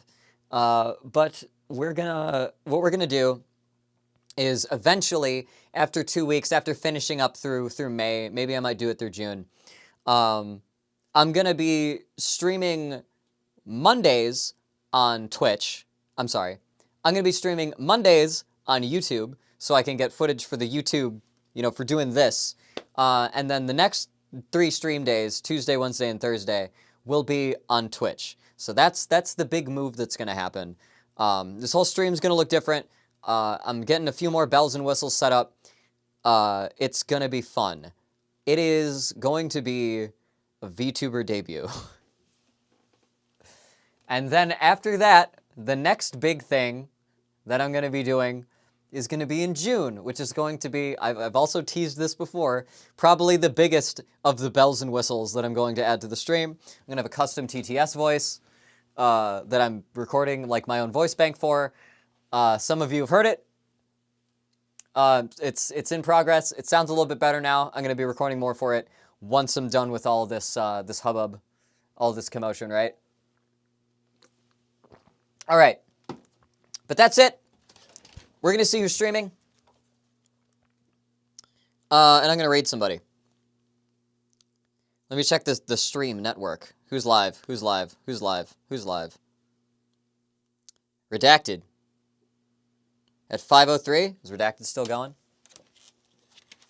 They gotta. Who streams for an hour?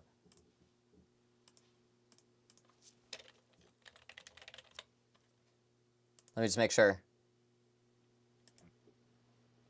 Yeah. All right. We're going to raid Redacted. They're playing Mech Commander. So, appropriate to follow this one track with. Alright? Alright, no, I don't know. Ah, God, what's an appropriate raid message? What should we do as the raid message? Just say hi. We don't need any memes. There's not a whole lot of memes. But here we go. Okay, we're gonna raid Redacted Cat. Hop in. Here we go. Stream's over. Good luck out there. Keep climbing. Do not look down. Etc. Etc. Etc. I'll see you next week.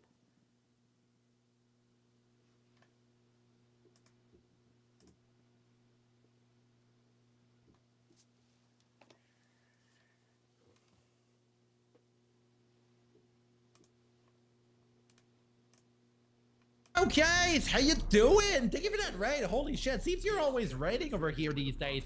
Holy shit! Are you liking a loaf? Oh whoa! Holy shit! Okay. Yo! Okay. Oh, and also, what did you do as music today? Holy shit! That's also the fish hat. We are under the sea today, motherfuckers. You're the sea. Believe me. Oh my god, yeah. Yo, Stellar Kuma, how you doing? We're having a bit of a rough moment there because we need to go fire teams. Holy shit. Fire levels. Oh my god. I mean, I do wish that it would. I do hope it was pretty lit, if you see what I mean. Okay. Oh my god. Yeah. It's pretty much fire over here because I need to cross the other side and I can't really get the other side. Alright, I have to do that, otherwise it just like, this hat is so loose on my head, it's like, it comes off with Sir, I can't get through here. Oh my god. Oh, Beast is getting shot. Can Beast shoot? No, no one can shoot. Dude, no! Oh my god. I'm sorry if I'm not saying a lot right now because I need to look everywhere at the same time because why is the probe not even showing things? I'm really wondering if I'm missing something with that probe. It do be beeping a lot. Oh, wait a sec.